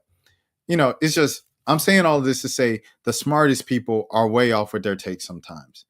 So you know what that means? At the end of the day, all basketball media, all people covering the game, all people commenting the game, the fans, whether you on Jeff Teague and you laughing and things of that sort, and I know I had a problem with, and I called out Jeff Teague podcasts and stuff like that before, whether you on the Gills Arena and you laughing with Gilbert and Kenyon Martin and Rashad McCants, who took away my spot as the most Googled Rashad M in the basketball world, or TNT, Stephen A, First Take, whatever the case might be, wherever you get your basketball takes from.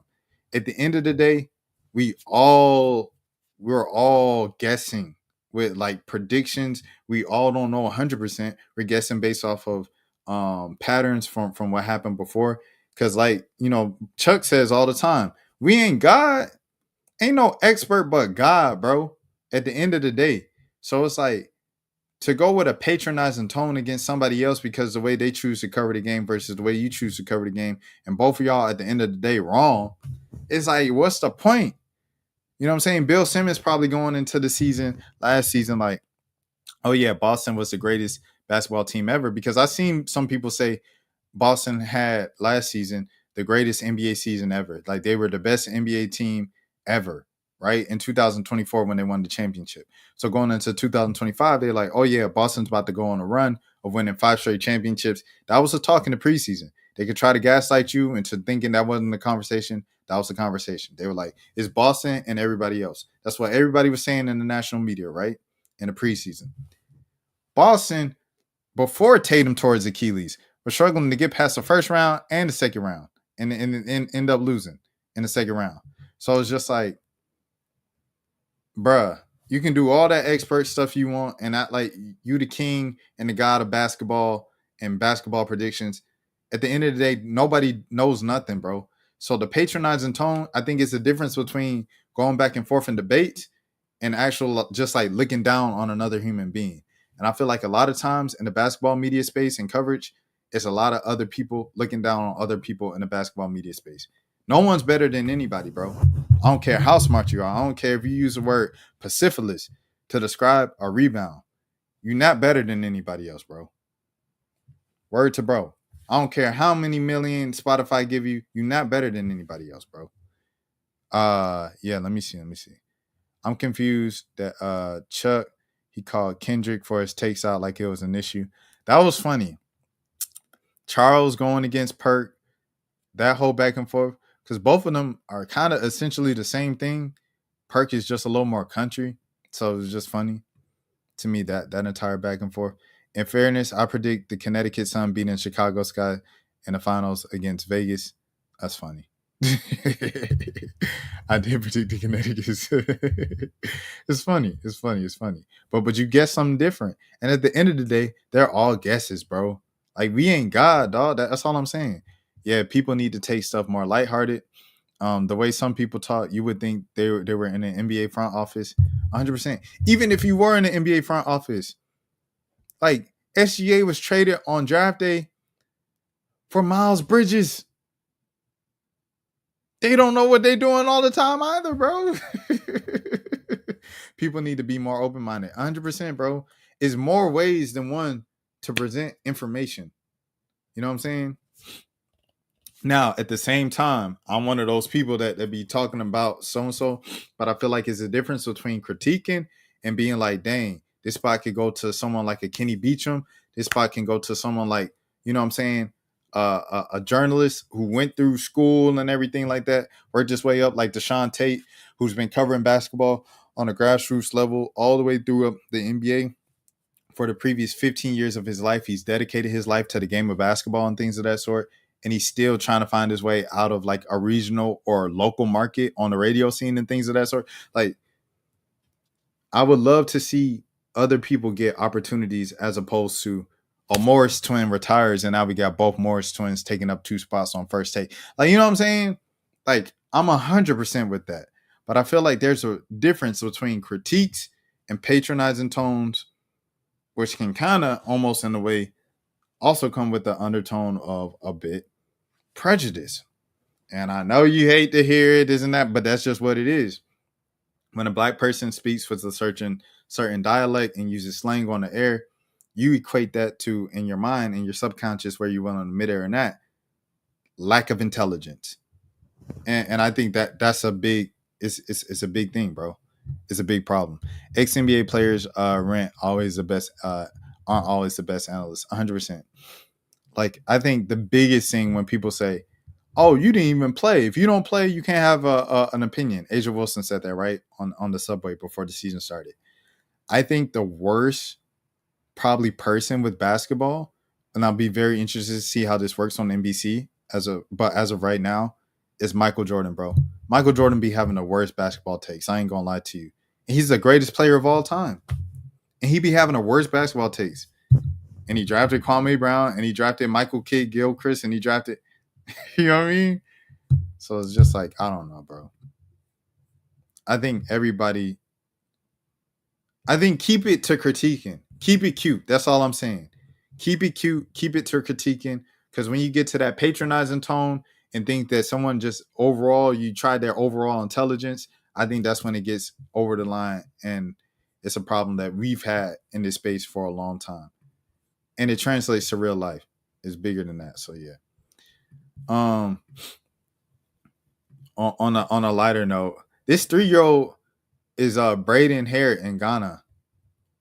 This look like, I don't know. I just saw this scrolling on my phone, and I thought it was the craziest thing.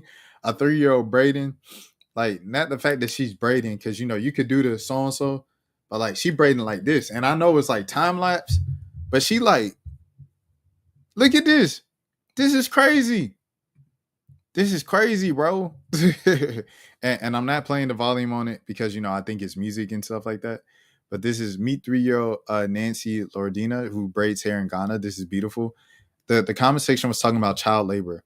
So, like, I don't know. Like, to me, I think this is sensational. I do think, you know, when you see this and you see real life clients and stuff like that, I do think you have to look at, like, a kid needs to be a kid and things of that sort. So they asked, will his role be different at NBC? we don't know what his role is going to be, like, because they just said a special role. So he could just be, you know what I'm saying? Like you say, doing sit down features or sit down interviews with the top players. So he'll do a sit down interview with Kevin Durant. He'll do a sit down interview with LeBron James. He'll do a sit down interview with who else? I'm trying to think of Jordan Brand athletes. So Luka Doncic, Trey Young, et cetera, right? Carl Anthony Towns. Like, those are the people he'll do sit down interviews with. That might be what he does, or he might work his way. I think what's going to happen is Jordan's going to come out. He'll either be on his A game because he knows that he doesn't watch basketball, because he doesn't watch basketball anymore. Like, I think he watches more NASCAR than anything else. IT be on NBC? I don't know if Isaiah Thomas will be on NBC, because, he was with Turner so long. I know it's going to be Carmelo Anthony, Blake Griffin. I think Dirk Nowitzki's going to be on there. Taylor Rooks, Maria Taylor, of course, who's already been at NBC. She was ahead of the game. And then Jordan. That's what. Oh, Austin Rivers. NBC, NBA on NBC. Let me see. Hold on, little twin, because now I'm thinking, like, who is the cast? Oh, they got the 90s people. Hey, rest in peace, Bill Walton, man. I see colors. Where we at? Vince Carter joined the team. So Vince Carter's on the team now. First they announced the GOAT, Michael Jordan. That's funny. NBC said this in the official statement. They called Jordan the GOAT. I appreciate it. So they got Carmelo Anthony, Michael Jordan, Vince Carter. Who else? Like I think I named everybody else. Right? They named Dirk, right? Hold on. Let me see. Dirk. Is he on there? Yeah, see right here. They're going to be on Prime Video. Blake Griffin, Dirk Nowitzki. And then Austin Rivers.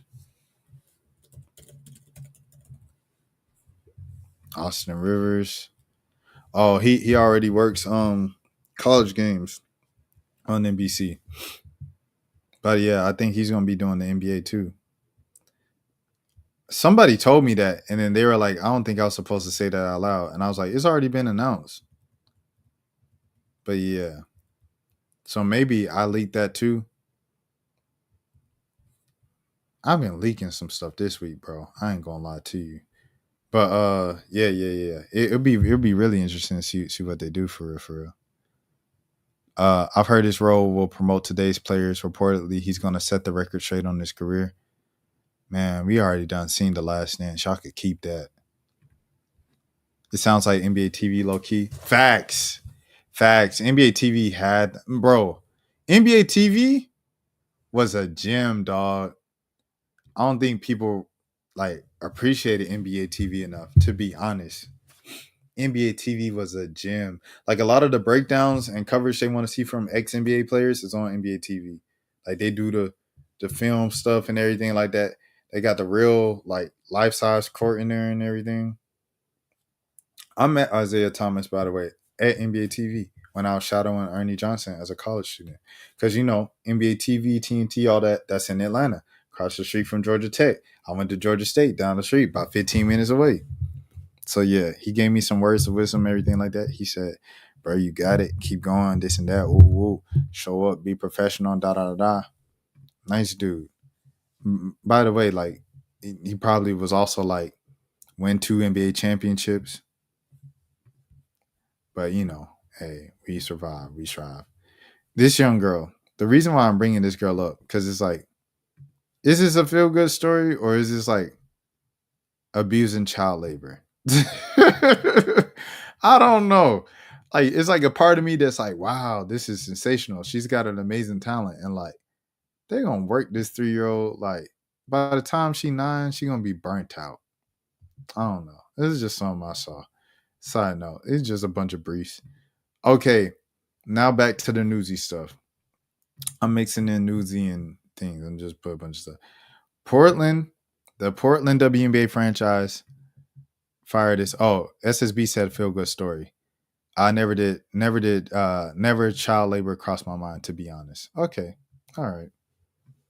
Because, she got a whole slate full. So I'm like, what's going on here? The Portland WNBA franchise, they fired their team president, Inky Sun, according to Billaram. Shout out to Billaram from the Oregon. The reason why this is news, because you might be like, Portland WNBA team, they haven't played a game yet. They haven't drafted a player. They don't have a player. They don't have a coach. I think they might have a logo, everything, if they just reprived the from the last joint, from the last Portland team that they had and stuff like that. Shout out to Jackie Styles. Shout out to my boy Tommy. I ain't heard from Tommy in a minute, bro. But yeah, the Oregon shakeup at the top of Portland's WNBA franchise raises serious concerns about the expansion team's future. This was from Bill Oram. All right. We're going to read it right now. This is written by Bill Oram. Let's go. Maybe the fire is the right name for the Portland WNBA expansion team after all. How else would a five-alarm chaos that is unfolding before the franchise has even announced its colors? They haven't even announced their color scheme. Hold on. How you unlock this? You can get a 7-day free pass. All right. I ain't even going to lie to you. We might have to do a little 1-2, bro. We might have to do a little 1-2. Give me a second. We're going to have to do a little 1-2 to read this article. Dang, hold on, little twin. Thank y'all for y'all's patience. Everything like this. I want to know personally what's going on here. So we are going to look it up here. All right, can I see you here? Nope. Not really. Oh, kind of low key. How would I do this? Can I see it here? Now, see, I can see the story, but I'm just trying to see how I want to share it. Share the screen and things of that sort. I'll share it like this. Forget it. Maybe the fire is the right name for Portland's WNBA expansion team after all. How else would a five-alarm chaos that is unfolding before the franchise even announced their color scheme? Less than 3 weeks before we have the expected launch of the official brand identity, the franchise, which is supposed to start play in 10 months, is now without its top executive. Employee number 1 is out. Sources told the Oregon Live that President Inky Sun, who was hired at the beginning of April, has been fired, leaving the franchise without a leader in its most prominent role and most visible role. Excuse me. Hold on. Give me a second here. Quote unquote, as a matter of company policy, we don't comment on personnel matters. RAJ Sports said in a statement to the Oregon and Oregon Live. The stunning ouster comes out after what sources said can be described as significant growing pains amid a rocky rollout for the expansion team. Sun did not respond to either voice or text messages left on her cell phone on Thursday evening. Examples of the team reversing course on such a key position so soon after making the hire are hard to find and might be unprecedented in the circumstances such as these. An expansion team so near to showtime. Sun's sudden ouster raises significant questions about Portland's WNBA launch, which has already been seen as far behind schedule. Oh my goodness. Only in the recent weeks had the team begun hiring support staff, and the franchise remains without a general manager. By contrast, the Toronto Tempo has announced its expansion 4 months before Portland hired a general manager, Monica Wright-Rogers, in February and announced his brand identity close to 18 months before basketball would start bouncing. Some sources express hopes that the franchise's stumble will serve as a wake-up call to the siblings, Lisa Bethel Mirage and Alex Bethal, about the skates of building a WNBA franchise in Portland and what it will take to do it successfully. While the team has not yet publicly shared its plans for a team and its colors, the WNBA last week filed several trademarks for the Portland Fire in an apparent bid to resurrect the identity of the WNBA team that previously played in Portland from 2000 to 2003 and in its brief tenure attracted a loyal following. The franchise hinted that it plans to launch the brand identity on July 15th, but there is no immediate indication Sun's departure was related to the brand launch. On Thursday, the team declared triumphantly that it secured 10,000 season tickets deposits for the team's inaugural season, when Portland and Toronto became the 14th and 15th teams in the league that has exploded in popularity and value. In a statement heralding the news, Mike Whitehead, RAJ's sports managing director, said, quote unquote, this is an extraordinary level of community engagement that goes beyond casual interest. It further cements Portland's position as a global epicenter of women's sports. The statement also included a comment from Bethel Mirage. It notably did not mention any of it. Comment of Sun, who joined the expansion franchise after 8 years of an executive with the NBA Players Association.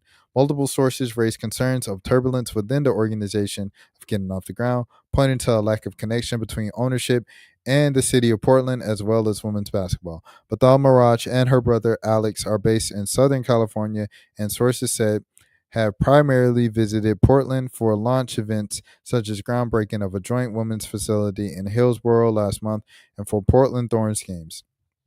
While their family owns a minority stake of the Sacramento Kings, they were inexperienced in women's sports before purchasing the Thorns of the NWSL early 2024 from Merritt Paulson for $63 million. The opportunity to own the WNBA's 15th team fell into the lap shortly thereafter, following the collapse of an expansion bid from a year earlier that had fallen apart from the 11th hour when Zoom Info founder Kirk Brown backed out as the team's owner. The WNBA awarded the Portland and Bethels the team last September.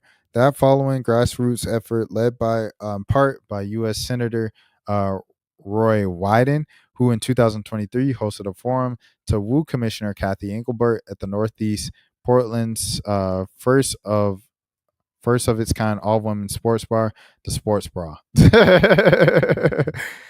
In his role, Whitehead oversees both the operations of the Thorns and the WNBA franchise. People worry of the trajectory of Portland's launch expressed concerns about Whitehead's lack of experience in women's sports and the fact that he remains based in Sacramento, where he previously worked with the NBA's Kings and has not relocated to Portland. In a statement announcing Suns' hire in April, Whitehead described the Georgetown University graduate as someone who would lay the groundwork for future growth. I don't know, man. Having a guy like lead your women's sports thing, your women's sports team, and he has a women's sports bar called the Sports Bra, sports bar, excuse me, called the Sports Bra, is a bit alarming. I don't know. I feel like that's a little red flag, in my opinion. In a statement announcing Suns' hire in April, Whitehead described the Georgetown University as someone who would lay the groundwork for future growth. Sun was born in Korea and immigrated to the United States. Tell in one interview that she was unable to speak English, also as a woman, when she arrived to the country at the age of 8. She made a compelling figure atop of the team's organizational chart. We are confident her leadership will drive the franchise to new heights, Whitehead said in a statement, creating a lasting impact both in Portland and across the WNBA. Before arriving to Portland, Sun, who graduated from Georgetown University, was the chief administrative officer with the NBPA and has held prior roles in the association before that. Oh, no. Now they're talking about Sun again, They're going back and forth between the guy and Sun. Her first job in sports was with Major League Baseball Players Association starting in 2015. And before that, she had a career in fashion. We are thrilled to welcome Inky to our team, Bilal Maraj. You liars, said in a statement in April. Inky's proven track record of transforming organization, her strategic mindset, and her passion for our mission to make her the ideal person to build a solid foundation for our franchise and reaffirm Portland as the global epicenter of women's sports. Now they are looking for a replacement. Yeah, nothing foundational or solid about this at all, bro. I'm trying to see this sports bra thing before I move on and can comment on it because I'm a bit confused about that, what I was reading. Hold on. Where's this sports bra thing? Look this up. Sports bra.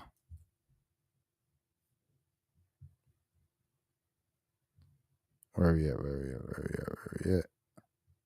Where is it at? Is it going to be showing up anywhere? All right.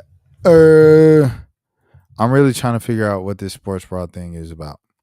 Sports bar called the Sports Bra. Because that's the most alarming thing to me. If that's a dude and that's a dude they have running the show there, of like hiring folks to hire folks, it's a bit of a red flag. Let me see. There it is right here. The sports bra. All right. The WNBA, the Badals, last September followed a grassroots effort led in part by U.S. Ron Wyden, who in 2023 hosted a forum to woo Commissioner Kathy Engelbert, Northeast Portland's first all-of-a-kind women's sports bar, the Sports Bra. So it was like kind of a thing of like, hey, we need a team. This sounds like a big red flag. The league should get involved. Either a scandal happened or the team is about to fold with what is going on. So expansion team fired their coach before game 1. 100%. Yeah, the team president. It's crazy stuff, man. The sports bra thing was the thing that I was like, I don't think you should have someone like starting up a women's team named Sports Bra as a like business venture of showing support for women's team. You guys saw this? I know a lot of you might have. This happened in Baton Rouge, bro. A pickup truck just smacked the little electrician up here. Thank goodness that electricians and construction workers have harnesses and like seat belts and all of those things and stuff like that. Saved his life. Look at this. He taking his turn. I guess he think he gonna clear him. Bam! Boo! Goshly, boy. Lord have mercy.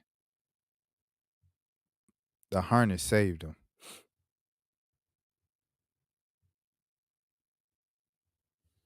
That junk is crazy, dog. And here's another angle. I seen another angle too. Also from BRZ.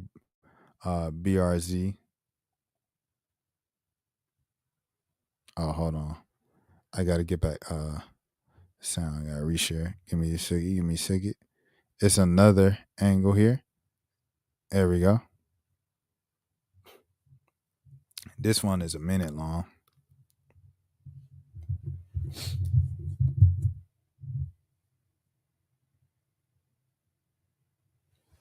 All right, so here's the truck right here. It's gonna take this left and boom.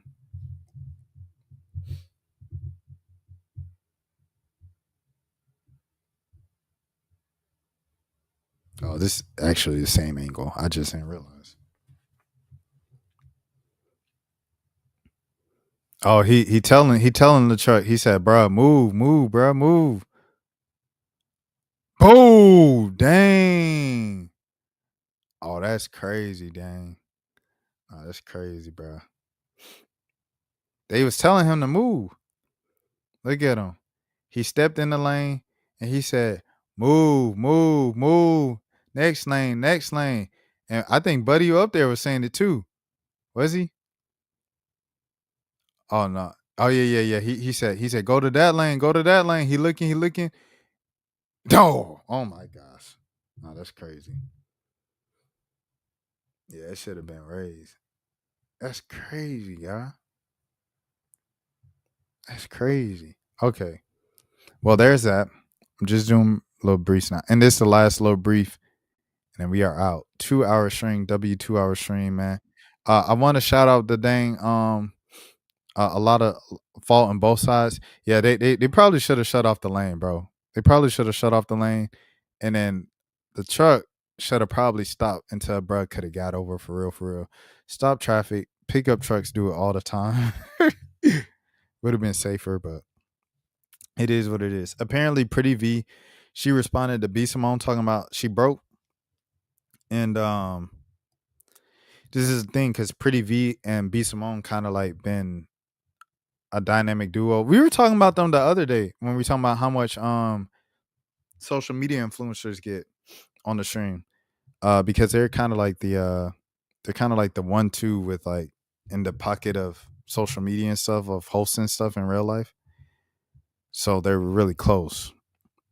So yeah, I guess Pretty V's gone viral because her proximity to B Simone anyways. At the why am I in this place, and what's happening to me, and how why people don't like and care. So what? That was your choice. You need to move on. You need to ask God for strength in this season and peace and the capacity to do his will and his way, so what that you're broke? Go get you a job. So what that you got money? Ask God to maintain that, because there are seasons where you're up and you're down, you're here and you high and you low. So what if you got some haters?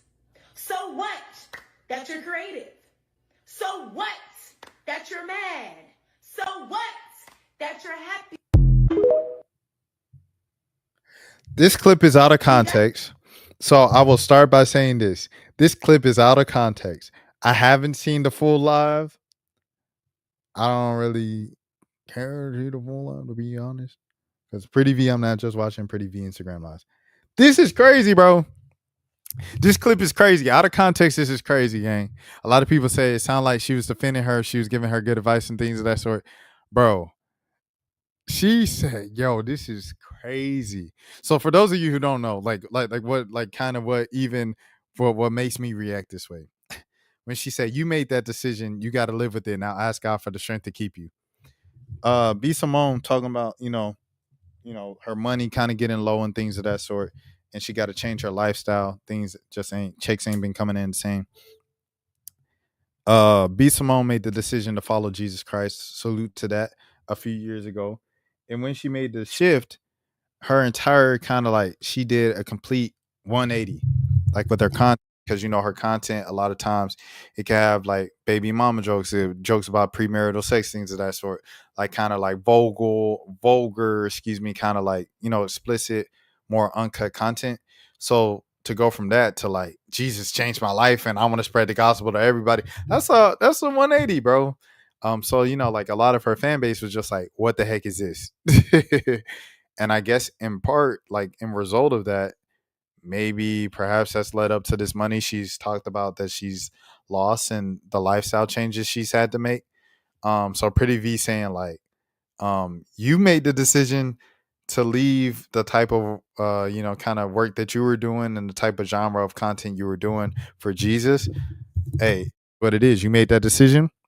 You got to stand on it. As a matter of fact, ask Jesus to help you. And I'm like, that's crazy. That's a shot. I ain't gonna lie to you. I don't know what's going on between them. We don't know. I do not know these people. I don't know B. Simone. I don't know. Hold on now. Is the mic working? Let me make sure the mic working. Cause I seen the thing go red. Okay, the mic's working. I seen B. Simone at a few things and everything like that. Living in Atlanta. I go to her church and things that she put me on at the church. So shout out B. Simone putting me on with Change Church Day, Daniels and stuff like that. Used to be in Duluth, now they in Decatur. And then Pretty V, I met her a couple times at my old job. She would come to our office and stuff like that and everything. She's cool people. She mad cool. I think she actually gave us like lunch, if I'm not mistaken.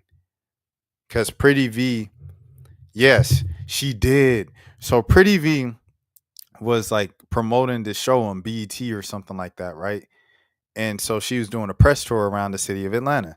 So when she came to our office, it was around lunchtime. And so BET, sent her lunch. But since they sent her lunch, they sent her enough food to feed all of us. And Pretty V and she fed us at the office that day, bro. She is a solid individual. I'm rocking with Pretty V. I ain't gonna lie to you, bro. She a solid individual. Just for that, off the strength, bro. I rock with Pretty V. But for her to have this type of energy after this, I don't know, bro. I don't know what's going on behind the scenes. Maybe it's nothing. Like I said, this is out of context. Maybe she was like just recalling her conversation on the phone with B. Simone before she went live and people kept asking her about what she thought about it. But yeah, there's a lot of energy behind this, bro, for sure. Like I said, I don't know if there's any smoke to it. I don't know either one of them. I don't know what they got going on behind closed doors.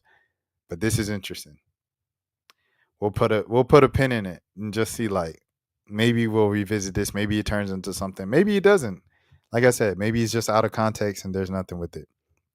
But W stream, 2-hour stream, man. It is currently 3:46 a.m. Eastern time. I appreciate everybody that tuned in. Big Time Sports. Make sure you subscribe. Over there in Baton Rouge, they got a lot of football content coming out in the fall. Big Nate Sports Talk, as always. Make sure you subscribe to Brody. showed up faithfully in like every live for like the past week and a half, 2 weeks, everything like that. And of course, SSB has shown up in every live for about the past week or so. I appreciate everything like that. He said we are going. You see it, SSB. I'm like, bro, it was like yesterday with Malik. It was like 11 people on. I was like, it's 11 people on. It's 2 a.m. This is crazy. We going by the day, bro. I ain't gonna lie to you. It's kind of scary, but it's fun. I guess it's the reason why you're consistent, right? To grow. But yeah, man. I appreciate y'all for the participation, everything like that. Please take care of yourselves. Have a good morning. Have a good afternoon. Have a good evening. Have a good night. Have a good day whenever you're watching this. If nobody else told you today, I care for you. I will be live again once again tomorrow because I go live on this channel every single day. Peace. That's for losers, man. I don't get involved in that stuff, but. Angel Rashad Milligan rolling out. We can't ask Rashad questions. Hey, Rashad.